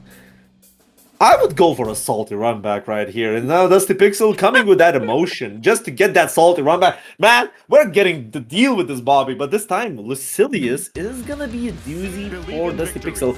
Mostly because I think Lucilius is such a, I would say, underrated character after his nerf spree. How underrated do you think? Like where do you think he lies? He was brain dead when he got blade levels from just whiffing those blade levels. But at the same time, you have to understand the nerf only impacted half of this matchups. Those matchups that cannot deal with 5U, which was by the way untouched, he still gets the blade level 5 and he's still a menace. The idea is that they only increase the weaknesses of playing the blade level 1 to blade level 2. And I think that because of how he's designed with turbo buttons, far light is a great button, far medium is a great button, far heavy is a great button, 2M is a situationally great button as well, making a menace to a lot of matchups as well. And most of his specials are safe on block and or you cannot particularly punish them. Apart from very few situations. Yeah. This character can't really play his own game and he's gonna be fine. And Dusty Pixel is just trying to bait. He's trying to get H teleport. Yeah. He read that H teleport like crazy. Like he bet his whole house on that one. But apparently that house is not lost. But hey, Paradise lost, save jabbed away, and Dusty Pixel gets it back. Like I was talking about Lucilius. You didn't need to kill Lucilius while I was talking about Lucilius. It'd be like that, yeah.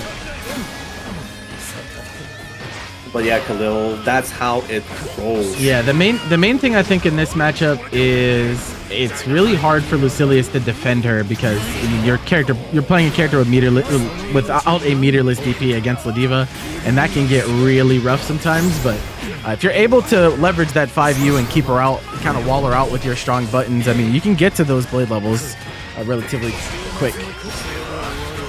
The thing is, not having an ultimate DP, not a DP in general against Ladiva, even by the way, Sloppy Bobby is dying here.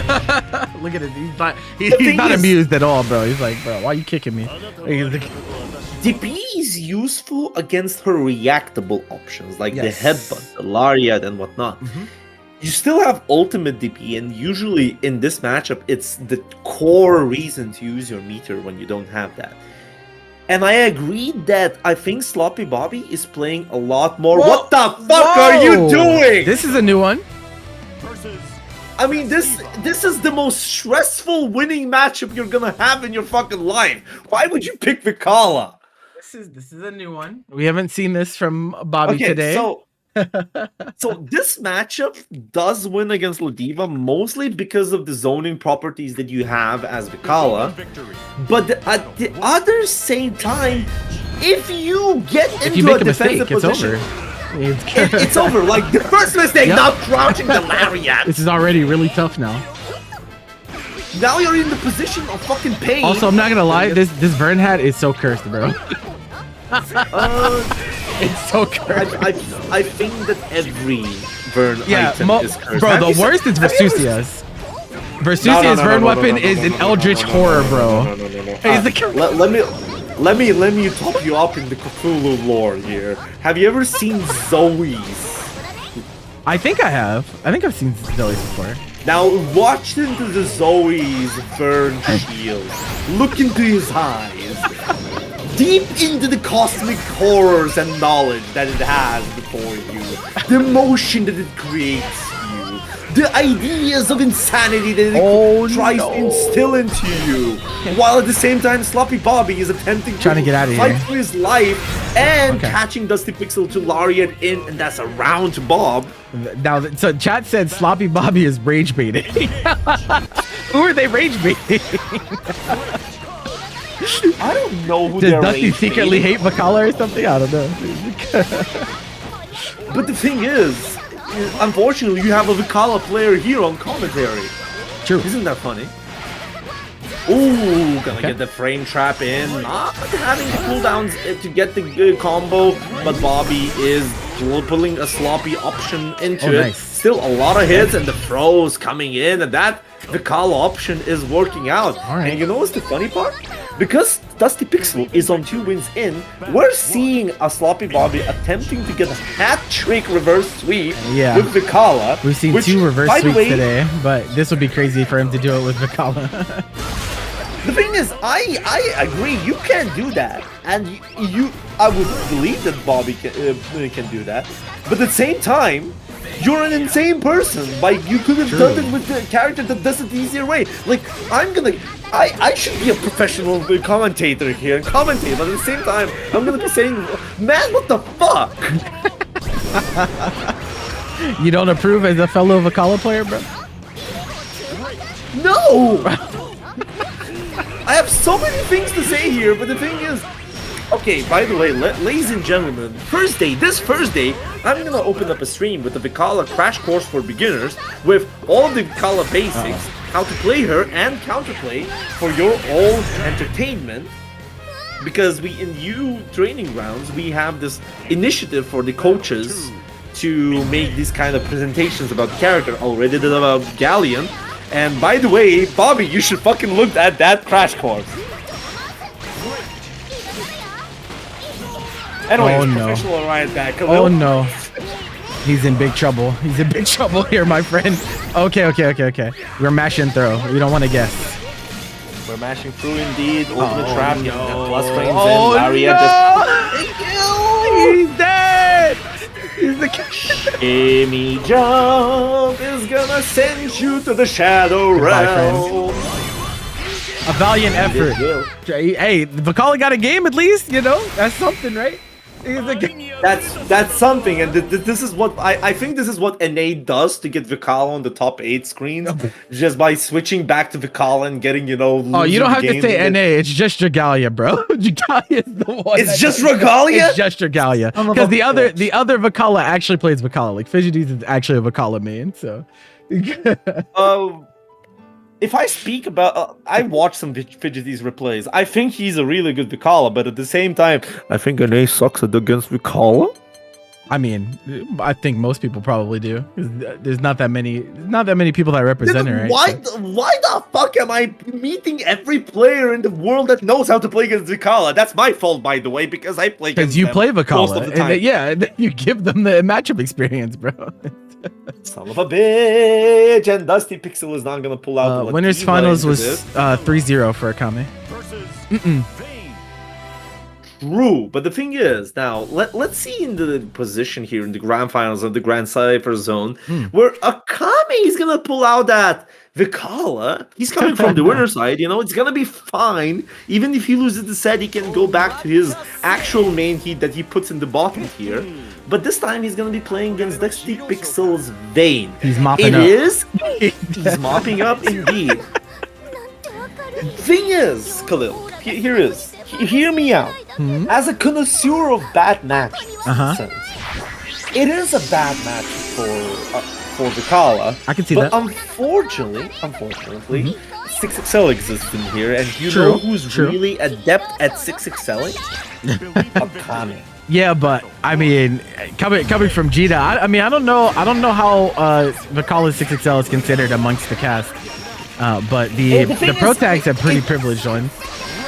I actually can give you that because here in Europe we do have some, how should I say, researchers of certain things, like the people that actually lab a lot and get those friend data things. Vicala is a Nilla tier of 6. Yeah, we had a chart, like someone posted a chart in our Discord a while back that had all of them. I European. just can't remember where. That's Fliprit and ZK. Okay. So it's a European word. But the thing is, you have to understand, Vicala 6XL might be like that, but we're talking instant 6XL. What Vicala excels is the dash speed itself. Yeah. Her dash speed is really good when you consider all things considered. Yeah. And in this matchup where you're having to deal with Vayne's energy destructions in general, yeah, that's gonna hit. Bonk. The double bonk. Akame really likes to use EX Red Sengen as a shield, but the thing is, Bonk, it just absolutely deleted it. So, one thing that really helps against Vayne is that you can play reactively against energy destruction in general. But the thing is, playing reactively, you need to know how to challenge after the energy destruction, because on regular human reactions, usually 0 on whip. Yeah. With the spot dodges and whatnot. So, the idea having a good dash is gonna help you a lot to position you in positions where you can either force him to press a button to cover it, or to play another, like you're forcing post energy destruction mix-ups where it's usually gonna be on Vayne's worst positions. Other than that, we kind of skipped over talking about some, match, the intricacies here, because Akame getting that round back by absolutely not letting Dusty Pixel play his game, and as well continuing on the crusade. Try to confirm we need to try to find a knockdown here somehow, but Dusty has not been very successful yet. Here come the stars. So there is a funny thing known about Akame. Akame is the lucky motherfucker when it comes to Vicala. And the same goes to Fidgeties, by the way, when I see Fidgety Black is pretty crazy. Me, I'm the Vicala that constructed the playstyle of having 0 luck of getting 4 healing items in a row, usually. No joke, by the way. I had this discussion with Akame. Akame getting those lucky items, but the thing is, you have to understand, he gets to play that game and he knows how to snowball that game as well. And if you've noticed, he also got himself a healing item, which was the cheese, giving the bar and whatnot. He gets to cancel it while in the pressure, just to get the position of better items longer away. So it was quite a doozy at that last round for Akame, putting in Dusty Pixel's Vayne in the corner in such a position. And now he's putting Dusty Pixel's Ladiva, which is, a certified, you just picked the worst matchup, but at the same time, it might work out situation here, Khalil. Party time's over, bro. It's time to mix. And it's time to destroy health bars. I told with you the quickness. So. I told you so. The thing is, this matchup is, how should I say, it is a very stressful matchup for Vicala. It is winning because you get to play the neutral and whatnot. There are situations that you have a lot of control over Ladiva, but it's the same thing. In infinite wisdom of the John side games, they decided to bump the strike damage of Ladiva and her corner carry to such a degree that is so scary to even challenge Ladiva in most of the positions. And most of those strikes, look at this, is gonna put you in a guess situation. Overhead, gonna have Nakame guessing SSBA. And Dusty playing very safe. If you blinked, you missed that game. That was extremely fast. It was extremely fast. And I have all the reasons why it happened fast. As I said, this is a stressful game for Vicala, and I am used to seeing this matchup as being way slower. But the problem is, Akame is, as you've seen from his Jita, is a lot more aggressive than he needs to be. Plus, he likes to party like this. Like, look, this four traps in a row.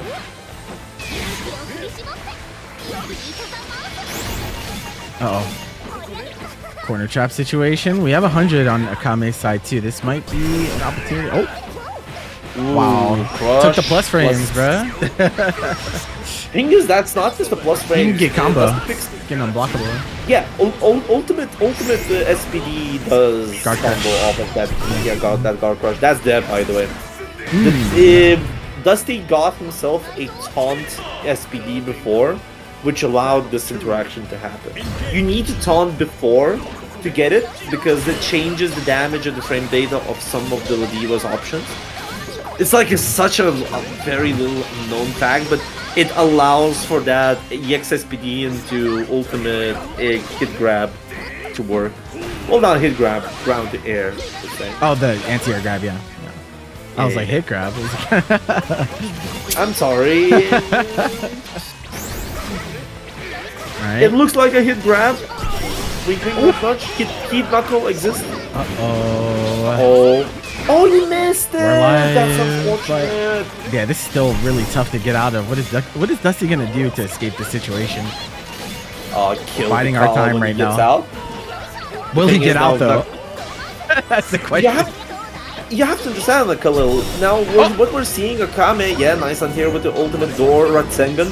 But the thing is, you have to understand, Akame has to play the 1,000 cuts game. So even at that 60-second position where Dusty has the health disparity, he just needs to find that thread the needle kind of situation. And that is a clash of all time. Gonna get the M trap, delayed overhead to get the combo off the trap as well. Oh, mix up 'Cause time. Tried to instantly- walk back out of that. That's that Jita tendency, bro. He tried to walk back out of the mix up twice. He's like, you're not getting away. Yeah, here we go. Have to use the BC on the 6 cell just to get some breathing room. EX, Okay. Ratsengan gonna catch it in. Gonna go for just a conversion. I would like to see the putting up the. Oh, is that a combo? cannons No, of the it's ultimate not. Ratsengan. Oh, but that actually killed. Ah, Wow, I that thought she did. lived.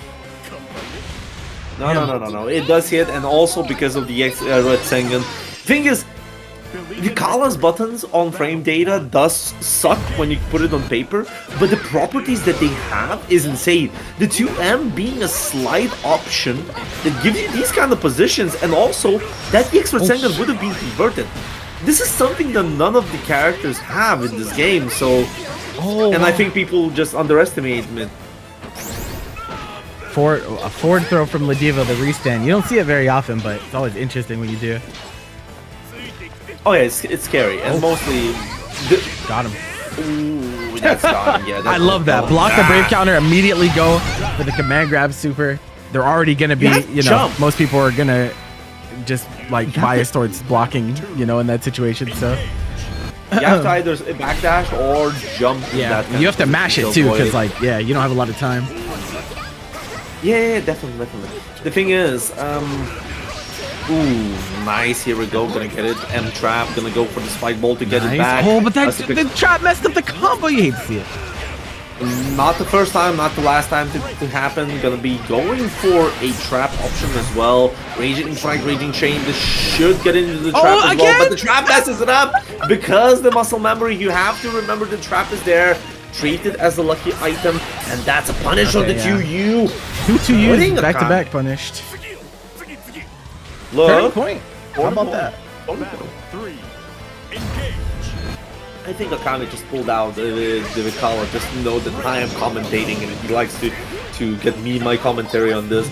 But at the same time, I have some questions on your gameplay. And look at this, Akame lucky game coming in again. 2 bombs into star. 5 frames. 5 frames. Okay, right in there. indeed. Ultimate Ratsengan just to get some space, plus frames off the cannonball, more plus frames. Look at this star. I told you, fucking this guy is lucky, mother. Okay, gonna get some time to get another bomb Dusty's in, playing plus patient. frames, and now, yeah, chip point, blocking it all, -8, just backdashing. We out do of have super position. too. I don't think we've seen Dusty super through a projectile yet this set either, which is definitely an option that she has, but doesn't want to do it. Oh, we get her again. Ooh, probably because Dusty was keeping it for this defensive position like this, getting some good chunk of damage, also equalizing the health. Right. This parry, the Akame has Yes, corner been building positioning. up Oh, to that wasn't punished. Oh, that's so tough. Oh, Yeah, huge. Oh, yes. it's the back. I thought it was gonna hit for sure. Plus frames. Minus. Committed to the Yeah. the last one though. Oh no. Oh, we're live. Overhead. Headbutt. Oh, But indeed does not punish the Lariat. Gonna get the fucking clash option to the spot dart. And with it, punishing Dusty Pixels far heavy. And with it, that's gonna be a free one to Akame's Vikala over the Dusty. And with it, Grandcypher Act 18, Khalil. Rage baited. I just only got to be here for top 4. Hey, better than nothing. I appreciate you coming through. Yeah, hang out on the mic. The thing is, I can, no joke, I can start my stream earlier and end it earlier to be for top 4/top 6 of this. I mean, it's up to you, bro. I'm whatever. It's possible. Like it's you're always welcome here, bro. So,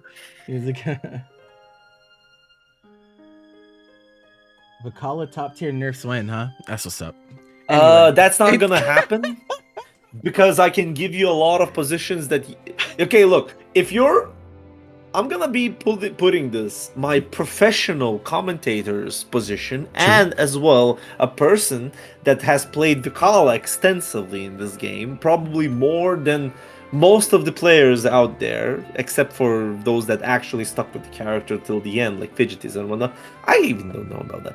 But the thing is, if you're saying Vikala top tier and we gotta nerf her,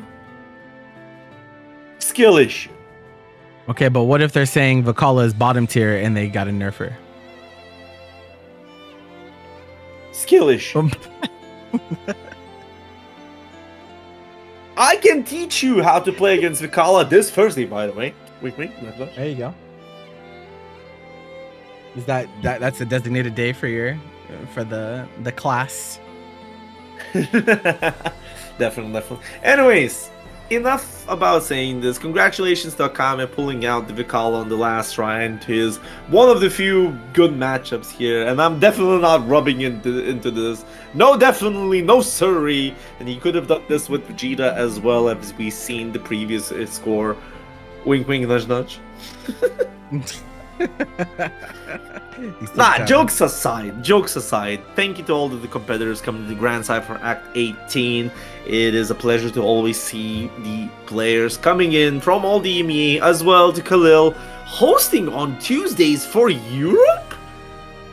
It's something that kind of caught me off guard from time to time, because on Tuesdays I stream as well, and I come to the streams and like, okay, who do I raid? And like, Khalil, what are you doing on Tuesdays? What the hell? I didn't want the tournament to go unstreamed, bro. I'm just trying to help. That's it.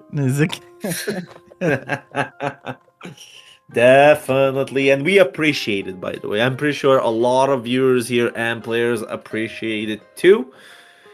And with that, also, maybe I'll appear here more often like this. Hey, I'm down. I'm down for it. It is a pleasure to commentate with you, Khalil. Though granted, I was taking more of the mic for giving trivia left and right and more. It's not a big deal. I'm fine with that. Yeah. But yeah, thanks for coming through. Appreciate you. I'm gonna sign off with the stream before I head out for the day. So thanks for coming through, brother. Thank you for having me here. All right, take it easy. All right, chatters. So ends another day of a Grandcypher Zone. Thank you everyone for watching, the follows, the support. Appreciate it. Keep a lookout for next week's signups. I'm not sure when he's going to put them up, but we will be back next week unless there's something random that comes up that stops us from doing so. So make sure to sign up for next time. If you're in Europe, we'd love to have you. And yeah. I'm out of here. Until next time, friends.